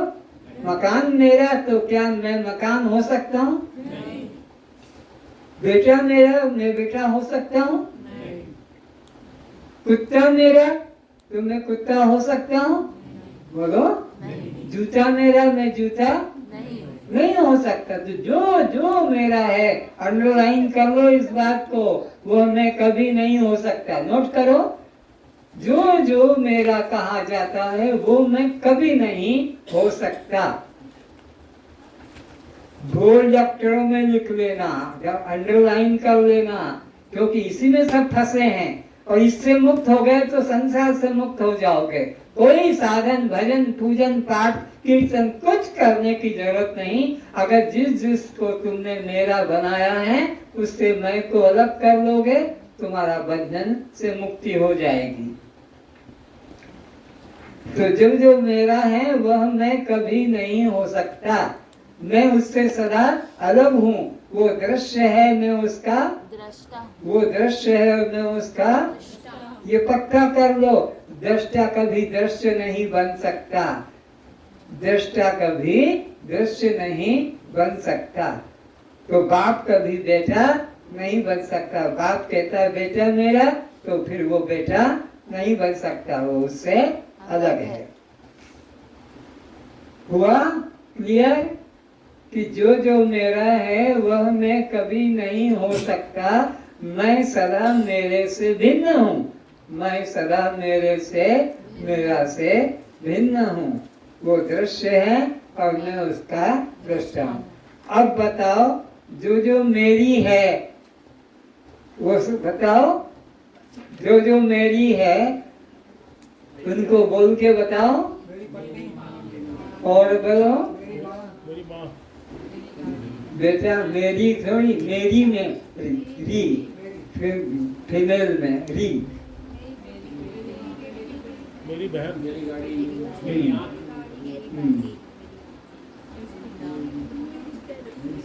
बोल अरे सबके तो री जुड़ी हुई है। मेरी बिल्ली, मेरी साड़ी, मेरी मेरी गाड़ी, मेरी लाड़ी, मेरी पाड़ी, मेरी इसी प्रकार और जो जो जोड़ के रखा है मेरी, मेरी दाढ़ी नहीं है, मेरी, मेरी दाढ़ी, और इसी प्रकार मेरी दाढ़ी, नाक मेरी, जीभ मेरी, टांग मेरी, टट्टी मेरी, साड़ी मेरी, ब्लाउज मेरी, किडनी मेरी, लार मेरी, गाड़ी मेरी, पत्नी मेरी, लड़की मेरी, साइकिल मेरी, माता मेरी, सास मेरी, काकी मेरी, भाभी मेरी, चाची मेरी। दिन भर तो इनसे रगड़ते रहते हो बातचीत मोबाइल में। इसी तरह नानी मेरी, दादी मेरी, घड़ी मेरी, बाह मेरी, जांग मेरी, चड्डी मेरी, टट्टी मेरी, गाय मेरी, कुतिया मेरी, नौकरानी मेरी। तो बताओ इनमें से कौन से तुम हो? जिन जिनको मेरी कहा, क्या वो तुम हो सकते हो? नहीं, जिनको मेरी कह दिया वो कभी हम हो, क्यों? वो दृश्य हैं और हम उनके। दृष्टा तो है, दृष्टा सदैव दृश्य से अलग अलग होता है, लेकिन तुमने एक करके मारा। अब मेरे को जोड़ के बताओ कितने कितने मेरे हैं तुम्हारे? मेरे गधे, बोलो मेरे। जैसे मेरे भाई, मेरे बॉस, मेरे बड़े भाई, मेरे, गधे, मेरी बहन, मेरी बहन, री आ गया नहीं, मेरे, मेरे मित्र, मेरे गुरु, मेरा साथी, मेरे साथी, मेरे दोस्त, इसी तरह मेरे, रिश्तेदार, हाँ, मेरे होठ, ओठ, मेरे, बाल, मेरा ससुर, मेरे जूते, अंकल, मेरे काका, मेरे दादा, मेरे नाना, मेरे, दांत, ये सब के सब जो भी रे में है, ये सब बंधन के कारण है। इसलिए इनको कभी मैं करके मत बतलाना।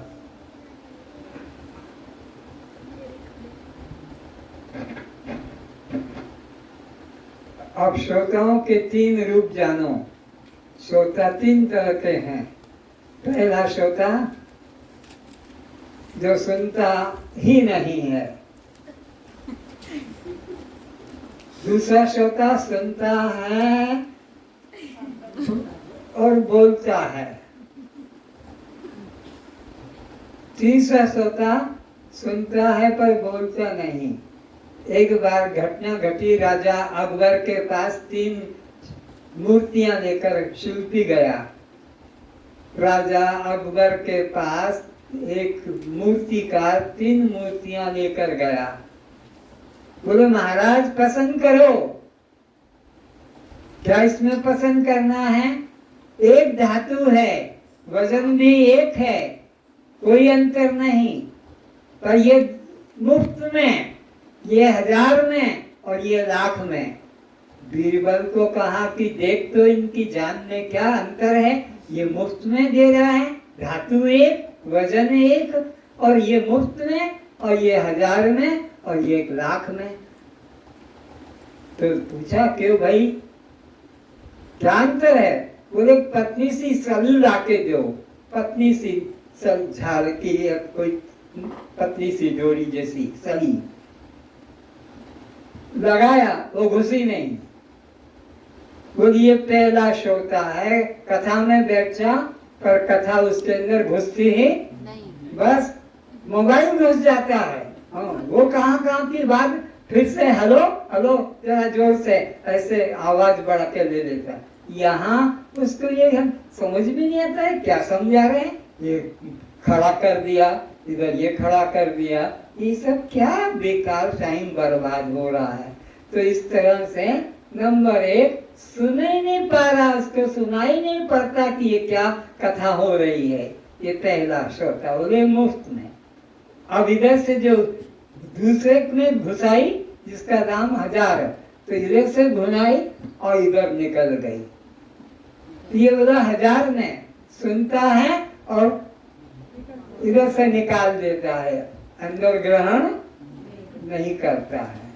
सुना और बकवास कर दी बाहर जाकर, आज ये कथा हुई, आज ये कथा हुई, लेकिन ग्रहण नहीं। तीसरे ने सुना लेकिन वो अंदर चला गया, वो बाहर नहीं आया। ये असली होता है जो उसको अंदर रखकर मनन करता है, चिंतन करता है। अगर तुम सचमुच में कल्याण करने आए हो तो आज से मोबाइल लेकर कभी मत जाना कहीं। मोबाइल को बंद करके अपने अटैची में डाल देना, कभी ऊपर छत पे कि बाहर इधर उधर घूमने मत निकलना। अरे तुम्हारे प्रारब्ध में जो होगा वो मिलेगा, कहीं जाएगा नहीं। तुम क्यों चिंतित रहते हो? तुम्हारे प्रारब्ध को कोई बदल नहीं सकता है, लेकिन तुमको चैन नहीं पड़ता है बात किए बिना। बात करने से हल्कापन लगता है, नहीं तो बोझा लगता है, सर दर्द। तो सुनकर जैसे आप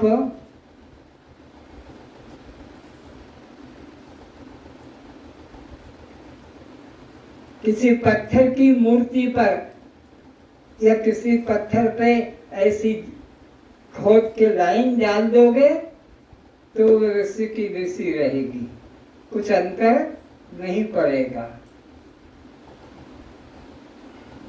पत्थर के ऊपर। और उसको तुम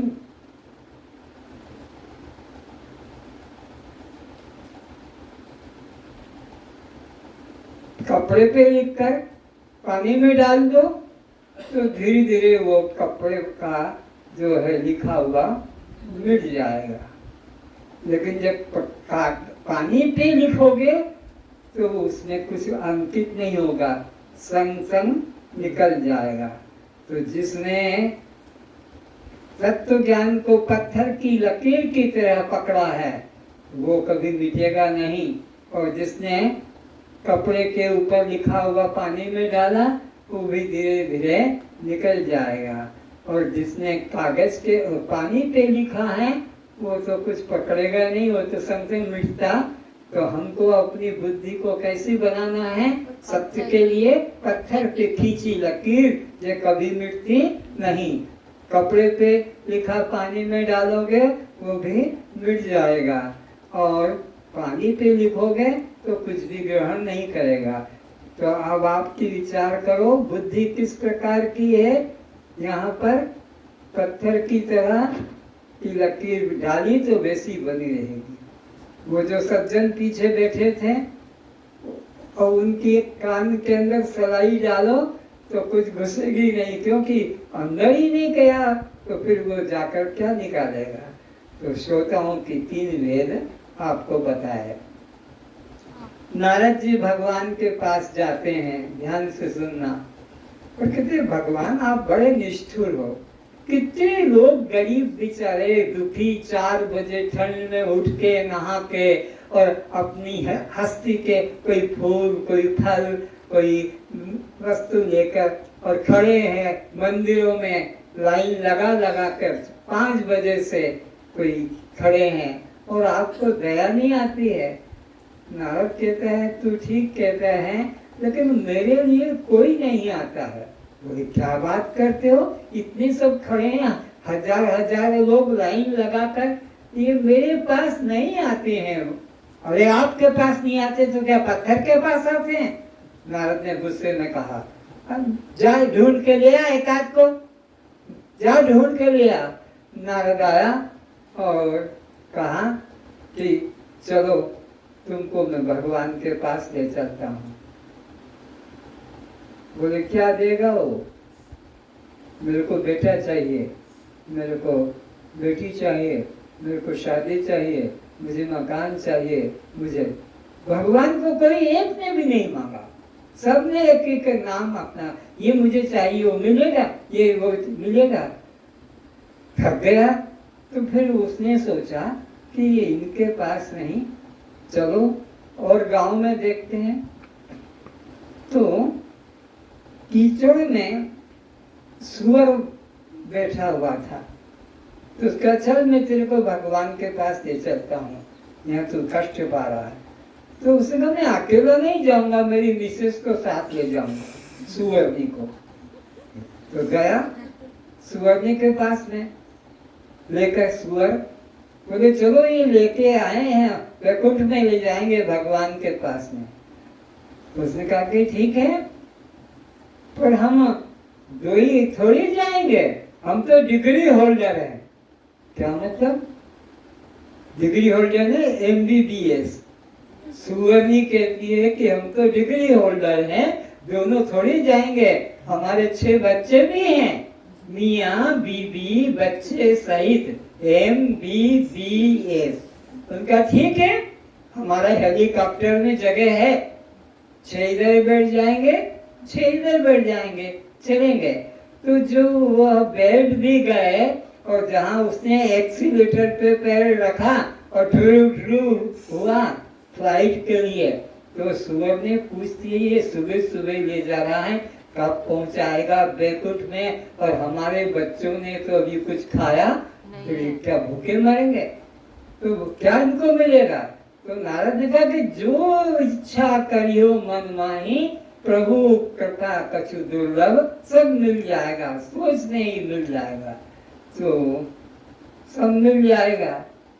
तो पूछा सब तो मिल जाएगा, लेकिन तुम्हारे पीछे से जो निकलती है सुबह ताजा ताजा पीली पीली, वो वहां मिले? छी वो गंदी वस्तु वहां नहीं। तो जा तेरे वैकुंठ में तू ही मर, हमको तो अभी ताजा ताजा सुबह का टाइम है, किसी के पीछे लंबी जीप करेंगे और हमारा काम बन जाएगा। सब नारद ने सोचा बड़ी गजब की बात है, वैकुंठ जाने को भी तैयार थे ये से है? तो फिर गांव में गया तो देखा एक आदमी दुपट्टा ऐसा चादर लपेट के हाथ में माला थी, ये जरूर जाएगा। तो बोले राम राम, बोले राम राम, बोले मैं आपको वैकुंठ से लेने आया हूँ। बोले अच्छी बात है, तो आप चलो। बोले अभी नहीं जाऊंगा। क्यों? मेरी बीनड़ी को बच्चा होने वाला है, उसका मुख देख के जाऊंगा। बता रहा हूँ तुम लोग मोबाइल वाले जितने बैठे हो ना, सब उसी के रिश्तेदार हो। तो बोले मैं उसके बच्चे को देख के जाऊंगा। बोले कितना समय लगेगा? बोले 7 महीना हो गया है, 9 महीने में रिजल्ट खुल जाएगा। तो ठीक है, नारद ने कहा मैं 5 महीने बाद आऊंगा। 7 महीने तो हो गए थे, बच्चा होने में 2 और, तो 3 महीने बाद नारद आया तो देखा कि दरबार वहां पे जो बूढ़ा रोज बैठा रहता था सुबह सुबह घर से बाहर, ज्यादातर बूढ़े लोगों को घर से बाहर निकाल देते हैं, तो भजन करो बाहर बैठकर, क्योंकि पति पत्नी बच्चों का जो आनंद वो लेते हैं, तो ये बूढ़े लोग बीच में तकलीफ दे रहे हैं, तो उनको कहते तुम बाहर बैठो, तुम्हारी ये कुर्सी लगा दी है, ये कर दिया है, कर दिया। बेचारा तो वहां देखा कि आज वो बूढ़ा नहीं है, तो दरवाजा खटखटाया। बोले तुम्हारे पिताजी को भेजो। बोले हमारे पिताजी का तो राम नाम हो गया। अरे मैं तो उसे लेने आया था। बोले वो तो चले गए। तो आंख बंद करके देखा नारद ने, कहाँ चला गया? तो वो जो सांप बन के बैठा है घर में, अंतमति सो मरते समय धन की वासना, मैंने इतना धन कमाया, इतना मेरे पोते के लिए रखूंगा संभाल कर, बेटे को नहीं दिया, पोते के लिए रखा था। तो वो रुपया वहाँ खाट के नीचे गड्ढा था, उसमें रखा था। तो वो लड़का ने कहा हमारे पिताजी का तो स्वर्गवास हो गया। सभी लोग जितने भी के मरते हैं सब क्या कहते हैं? स्वर्गवास। सबका स्वर्गवास है, इसका तो नरकवास निश्चित है, क्योंकि इसका कोई भेजने वाला, कोई बेटा नहीं, की बेटी नहीं, की नाती नहीं, की पोती नहीं, तो ये तो नरकवास जाएगा। लेकिन सबके भेजने वाले हैं, बैठे हैं पोता पोती, ये स्वर्ग भेज देंगे। तो नारद ने देखा कि ये तो यही बैठा है, तो उससे सांप से कहा अरे चल ना, तू यहाँ आ गया, मैं तो तेरे को वैकुंठ लेने आया था। बोले मैं ये पोते के लिए थोड़ा धन रखा है, मेरा पोता होशियार हो जा, उसको देखकर चलूंगा। तो कहा ठीक है, कब मैं आऊं? बोले 5 साल बाद का। नारद 5 साल बाद आया तो क्या देखा कि वहां ना धन का डब्बा, क्योंकि बेटे को जरूरत थी, मकान बिक्री कर दिया, खेती बिक्री कर दी, पशु बढ़ के क्योंकि सत्या खेलने लगा, वेश्यागामी हो गया, शराबी हो गया, दोस्त बन गए, शराब पी रहे हैं, तो सब धन बर्बाद कर दिया। तो नीचे सोचा कि मेरा बाप यहाँ कुछ रखता था छुपा कर देखूं, तो वहां सांप का पहरा लगा था। तो आया बंदूक लेकर ठाई करके मार डाला, और वो जो धन था वो सांप को नहीं बाप को मार डाला, क्योंकि बाप ही बैठा था और धन की रक्षा के लिए। तो वो सांप जो है मर गया और वो धन को खत्म कर दिया। वो बल्कि 5 साल बाद बैल बना, खेती में जो काम करते हैं बैल, तो बैल बना तो वो गाड़ी में जोतता था मालिक, और गांव का बाजार होता था 7 दिन वाला, तो कोई का लक उसमें आलू, किसी का कट्ठा, तो किसी का केला, तो सब भर भर के, और खुद होटल में जाके खाता था वो। और वो बैल गाड़ी में जुटा बेचारा, घास भी खाने को नहीं मिलता था। वो कौन? वो जो घर में राम राम की माला करते करते सांप बना, सांप से बैल बना, और बैल से गाड़ी में जुटा, और मारता था जोर सलाख सलाख।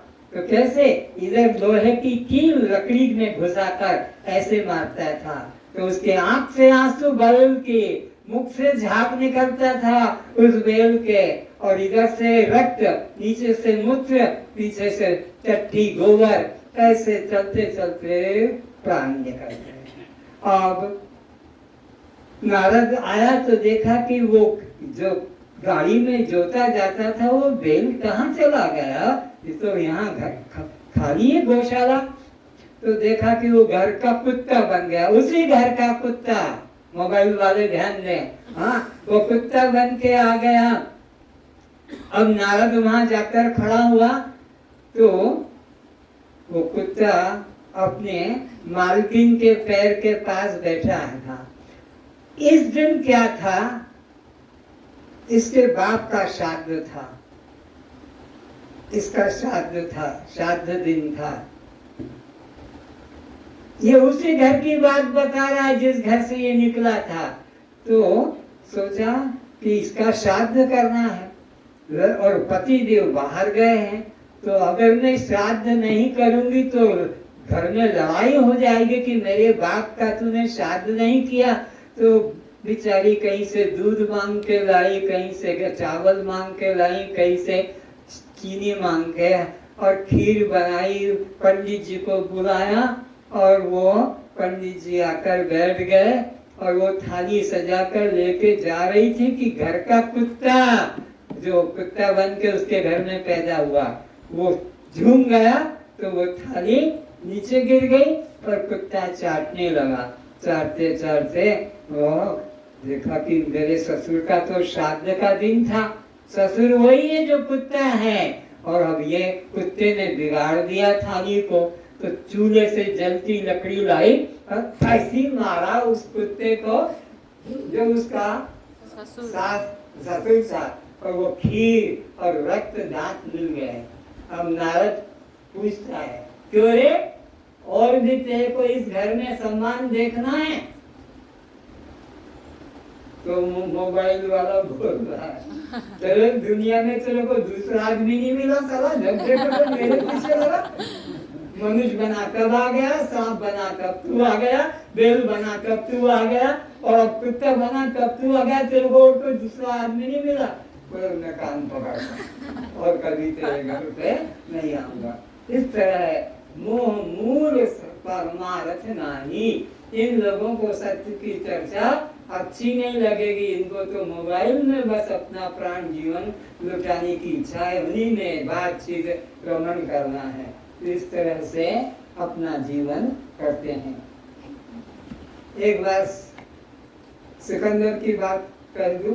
सिकंदर का विचार आया कि दुनिया में मेरे से कोई ज्यादा बहादुर राजा शक्तिशाली राजा विराट राजा नहीं होगा। कैसे जानूं? हे मंत्री, आज तक मैंने जितने खजाने लूट के लाया हूँ, जितना धन सब ढेर लगा दो। ढेर क्या? सोने के, हीरो के, पन्ने के, जवाहरात के, और ढेर के ढेर। और करते करते उसने सब देख लिया, सोचा कि ये तो मैंने सब लाया हूँ और मेरी मौत के दिन आ गए हैं, इसका कौन मालिक बनेगा? बैंक बैलेंस करने वाले, बैंक में जमा करने वाले, सुन लो ध्यान से, अब कौन इसका खाएगा? इतना तो मैंने लाख, इतना करोड़ तो जमा कर दिया। तो सिकंदर को विवेक आया कि मेरे जाने के बाद इसका कौन मालिक बनेगा? कितने राजाओं को मैंने मारा, कितने अपना जो लड़ाई में थे सोल्जर उनको मारा, और कितने हाथियों को मारा, कितने घोड़ों को मारा, कितने रथ को नष्ट किया, तब जाकर मेरे को ये धन प्राप्त हुआ। अब मैं तो चला जाने का दिन आ गया, अब क्या होगा? तो उसने को विवेक जग गया मरते समय, और उसका ए मंत्री, जब मेरा जनाजा निकाला जाएगा इस नगर से, तो मेरे दोनों हाथ ऐसे कर देना। बोले आज तक ऐसा किसी ने नहीं किया, कोई राजा ने अपने हाथ जनाजे के बाहर। तो बोले वो मूर्ख रहे हैं, वो मूर्ख रहे हैं जिन्होंने दोनों हाथ ऐसे नहीं दिखाया समाज वाले को। समाज वाले भी जान ले कि सिकंदर जब दुनिया से गया तो दोनों हाथ खाली। बोलो तुम्हारा तो बैंक का चला जाएगा, साथ में चेक बुक साथ ले जाना, छोड़ मत देना। चेक बुक तो मिलती है ना बैंक से। तो इस तरह से उसने दोनों हाथ निकाले ताकि दुनिया वालों को शिक्षा मिल जाए कि जब दुनिया से जाएगा तो दोनों हाथ खाली होंगे। प्रारब्ध तो न्यों तो दियो जब लग रहे शरीर, तुलसी तुम मत सोच कर भजने श्री रघुवीर। अरे प्रारब्ध ने तो न्योता देकर, निमंत्रण देकर बुलाया है तुम सबको। अब इनकी चिंता है इसको, आनंदी माता को कि सुरेश भाई को और किसी को कि इनको खाना कब देंगे, इन्हें जब पेड़ा देंगे कि पेठा देंगे कि नारियल देंगे कि पानी की टमाटर। तो इनको चिंता है कि ये कहाँ से लाएंगे। तुमको बाजार जाने की जरूरत, तुमको लाने खरीदने की जरूरत। जिन्होंने निमंत्रण देके बुलाया है 10 दिन वो तुम्हारी सेवा करेंगे कि नहीं? बोलो करेंगे। तो प्रारब्ध से आए हैं ये शरीर, तो वो परमात्मा तो अपने आप तुमको जगह जगह कर देगा। तुमको जगह जगह कर घंटी बजा कर दिया था कि नहीं देते हैं? 2 बार 3 बार घंटी बजाते हैं ताकि कोई सोया हो तो वो भी आ जाए और खा के चला जाए। तो प्रारब्ध तो न्यों तो दियो जब लग रहे शरीर, तुलसी तू मत सोच कर भजने श्री रघुवीर। अरे तू राम का आत्मा का भजन में ध्यान लगा।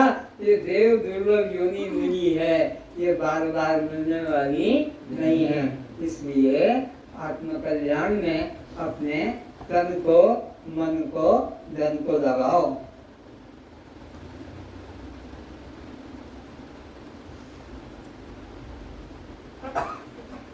अब आपको दिखाएंगे कि परमात्मा तुम कैसे एक हो। वर्ल्ड गो, तुम कैसे परमात्मा से एक मिले हो, कैसे यहाँ बैठे हो और तुम परमात्मा से जुड़े हो। देखोगे क्रम से आपको आश्रम तक में बैठे हो और यहाँ से वर्ल्ड में पहुँचोगे, एशिया में, फिर इंडिया में, फिर आपके निकालते जाना, एक एक दिखाते जाओ।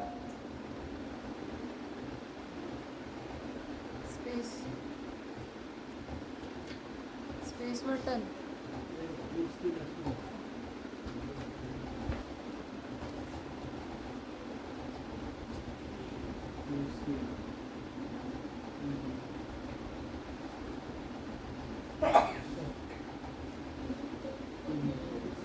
स्वामी जी देख पहले। ये तुम्हारा आ गया।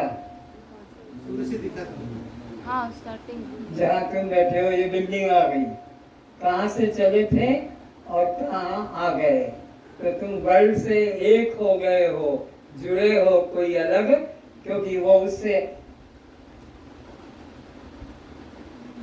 वर्ल्ड में वर्ल्ड से एशिया अलग नहीं, एशिया से आपका इंडिया अलग नहीं, इंडिया से आपका यह हिमाचल प्रदेश अलग नहीं, और इससे फिर आपका ये मंडी सुबह सुंदर नगर अलग नहीं, उस सुंदर नगर से ये आपका बिल्डिंग जो है कौन सा दिव्याशीष परम यह अलग नहीं, और उसमें फिर तुम जहाँ बैठे हो ये बिल्डिंग से, तो तुम किससे जुड़े हो?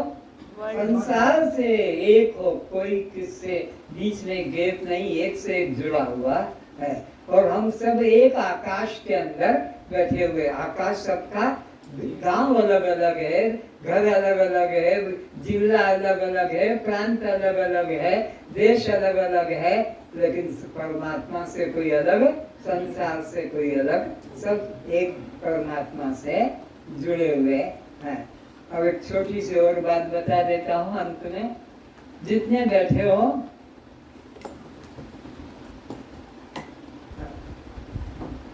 ठीक है, परमात्मा व्यक्ति नहीं, शक्ति बोलो, शक्ति है। तो शक्ति का अनुभव हो सकता है, कभी दर्शन नहीं हो सकता। आज तक नहीं हुआ।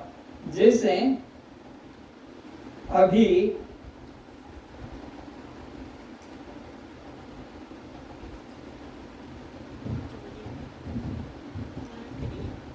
हवा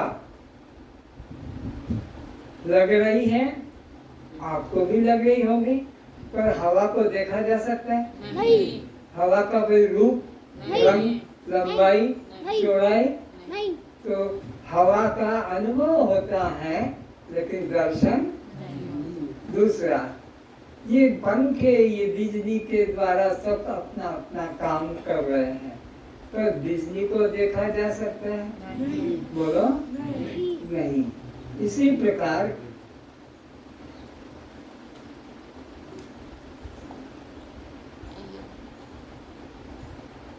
ये मेरे पास दो पत्थर हैं, इन पत्थरों को हमें मिलाना है, जोड़ना है। जैसे ये दो हाथ ऐसे लगे, यूं जोड़ते ना ऐसे, तो ये दो पत्थर दोनों हाथों में दिए जाएंगे, इसे जोड़ के दिखाना। तुम ही ज्यादा शक्तिशाली हो, खड़े हो, आओ इधर, हाँ हाँ, सबको पहले नमस्कार करो, ऐसे दोनों हाथ जोड़ के, ऐसे लंबे हाथ करके, फिर हाँ मिला दो, धन्यवाद। अब लो इधर आओ, हाँ इसको हाथ में रखो, ऐसे ऐसे रखो, और इस हाथ में इसमें, और अब इस तरह से दोनों हाथ फैला दो, उधर उधर फैला दो, हाँ इधर में करके, हाँ मिला दो, सबको मिला दो, दोनों को मिला दो। मैंने शक्तिशाली आदमी ढूंढा था, इससे बड़ा शक्तिशाली नहीं हुआ। बस धन्यवाद। तो शक्ति का अनुभव की खुद ने किया, ताकत भी लगाई कि मेरी इज्जत का सवाल है, और बात कितनी थी कि दोनों को ऐसे करके और ऐसे करके मिलाना था, लेकिन मिला नहीं पाए। तो शक्ति का अनुभव तुमने भी किया कि हाथ कांप रहे थे, लेकिन ऐसा मिला नहीं पाए। तो शक्ति का अनुभव किया जाता है, दर्शन नहीं। तो परमात्मा भी व्यक्ति नहीं, शक्ति है, अनुभव कर सकते हो, दर्शन नहीं। आत्मा परमात्मा अपना स्वभाव है। आज का विषय अब मैं यही समाप्त करने जा रहा हूँ।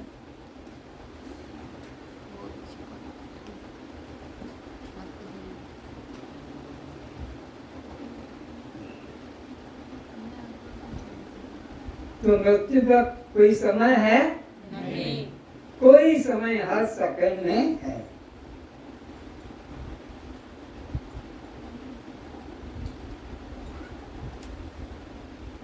जितने लोग हैं, किसी ने नया जूता पहना हो तो हाथ उठा दो, नया जूता चप्पल, मैंने कोई ने नहीं, सब चोरी करके लाए।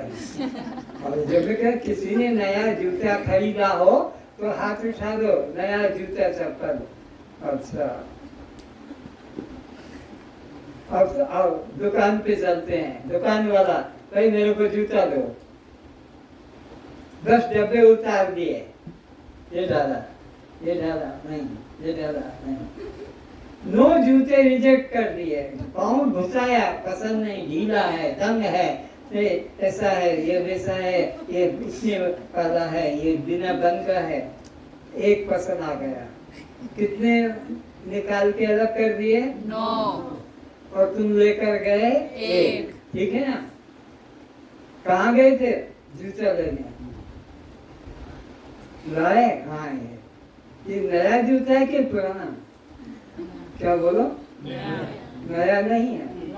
तुम्हारे जूते में पांव डालने के पहले और लोगों ने भी जूते की दुकान पे गए थे, उनको वो फिट नहीं आया, वो रिजेक्ट करके गए, तुम्हारी टांग घुसाई, तुम्हें फिट आ गया।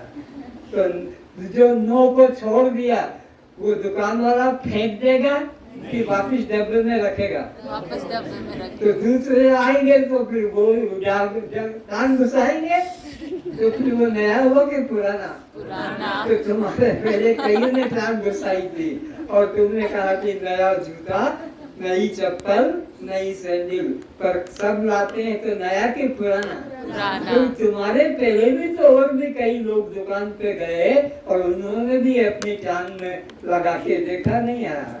चलो, जितने लोग कपड़े पहनते हैं जिनसे पूछे, किसी ने नया सूट खरीद के लाया तो हाथ उठाओ। नया बोलो, नया सूट, नया सूट। सब पुराने कपड़े पहनते हैं। आप बोलो पुराने, हम तो नए। कैसे नए? चलो दुकान के ऊपर और वहां पर 1 सूट, 2 सूट, 3 सूट, 4 सूट रखा है और एक कमरा होता है ट्रायल रूम का। अंदर गए, वहाँ दरवाजा बंद कर लिया और अपने पूरा दिगंबर महावीर बनकर और अंदर।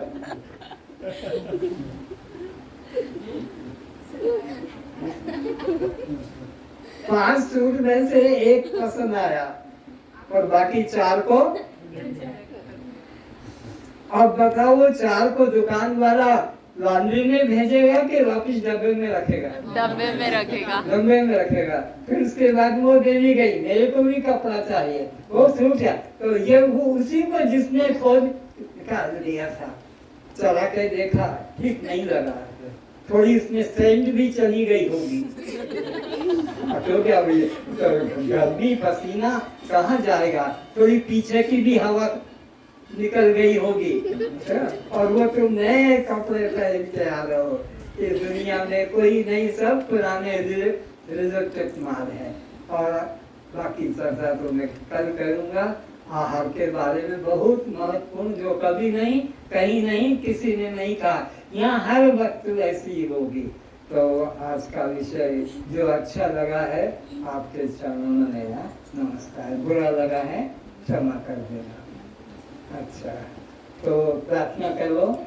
सर्वे भवन्तु सुखिनः, सर्वे भवन्तु सुखिनः, सर्वे सन्तु निरामयाः, सर्वे सन्तु निरामयाः, सर्वे भद्राणि पश्यन्तु, सर्वे भद्राणि पश्यन्तु, मा कश्चित् दुःखभाग् भवेत्, मा कश्चित् दुःखभाग् भवेत्, सब सुखी रहें, सब सुखी रहें, सब निरोग रहें, सब निरोग रहें, सभी रूपों में सभी रूपों में एक परमात्मा को देखें, एक परमात्मा को देखें। इसलिए हमारे द्वारा इसलिए हमारे द्वारा मन वचन कर्म से मन वचन कर्म से किसी भी जीव को, किसी भी जीव को, किसी भी प्राणी को किसी भी प्राणी को कष्ट न पहुँचाएं। कष्ट न पहुँचाएं। हे परमात्मा, हे परमात्मा, हम परस्पर हम परस्पर कभी वैर भाव न करें, कभी वैर भाव न हम करें, सभी का कल्याण हो। हम सभी का कल्याण हो। कस्त्वं दृष्टा साक्षी आत्मा हम, जब मैं चलती हूँ जब मैं चलती हूँ परमात्मा ही चलते हैं। परमात्मा ही चलते हैं। जब मैं देखती हूँ जब मैं देखती हूँ परमात्मा ही देखते हैं। परमात्मा ही देखते हैं। जब मैं सुनती हूँ जब मैं सुनती हूँ परमात्मा ही सुनते हैं। परमात्मा ही सुनते हैं। जब मैं बोलती हूँ जब मैं बोलती हूँ परमात्मा ही बोलते हैं। परमात्मा ही बोलते हैं। जब मैं काम करती हूँ जब मैं काम करती हूँ परमात्मा ही काम करते हैं। परमात्मा ही काम करते हैं। जब मैं खाती हूँ जब मैं खाती हूँ परमात्मा ही खाते हैं। परमात्मा ही खाते हैं। जब मैं पीती हूँ जब मैं पीती हूँ परमात्मा ही पीते हैं। परमात्मा ही पीते हैं। जब मैं सोती हूँ जब मैं सोती हूँ तब परमात्मा ही जागते हैं। परमात्मा ही जागते हैं। जब मैं उठती हूँ जब मैं उठती हूँ परमात्मा ही उठते हैं। परमात्मा ही उठते हैं। अगर परमात्मा सो जाए तो अगर परमात्मा सो जाए तो यह मुर्दा शरीर तो यह मुर्दा शरीर किसी प्रकार का किसी प्रकार का कर्म नहीं कर सकेगा। कर्म नहीं कर सकेगा। अस्तु हर कर्म में अस्तु हर कर्म में परमात्मा को साथ देखो। परमात्मा को साथ देखो। परमात्मा के बिना परमात्मा के बिना यह मुर्दा शरीर यह मुर्दा शरीर कुछ भी नहीं कर सकेगा। कुछ भी नहीं कर सकेगा। कस्त्वम दृष्टा साक्षी आत्मा हम। ओम शांति शांति शांति। शांति शांति शांति।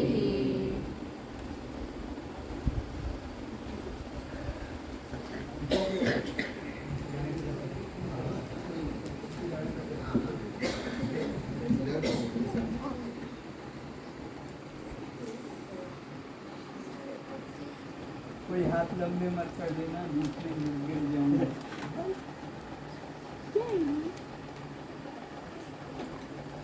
वो मैग्नेट था क्या? वो मैग्नेट था, इसकी वजह से वो बंद हो रहा था। वो धीरे धीरे बंद किया तो उठा नहीं।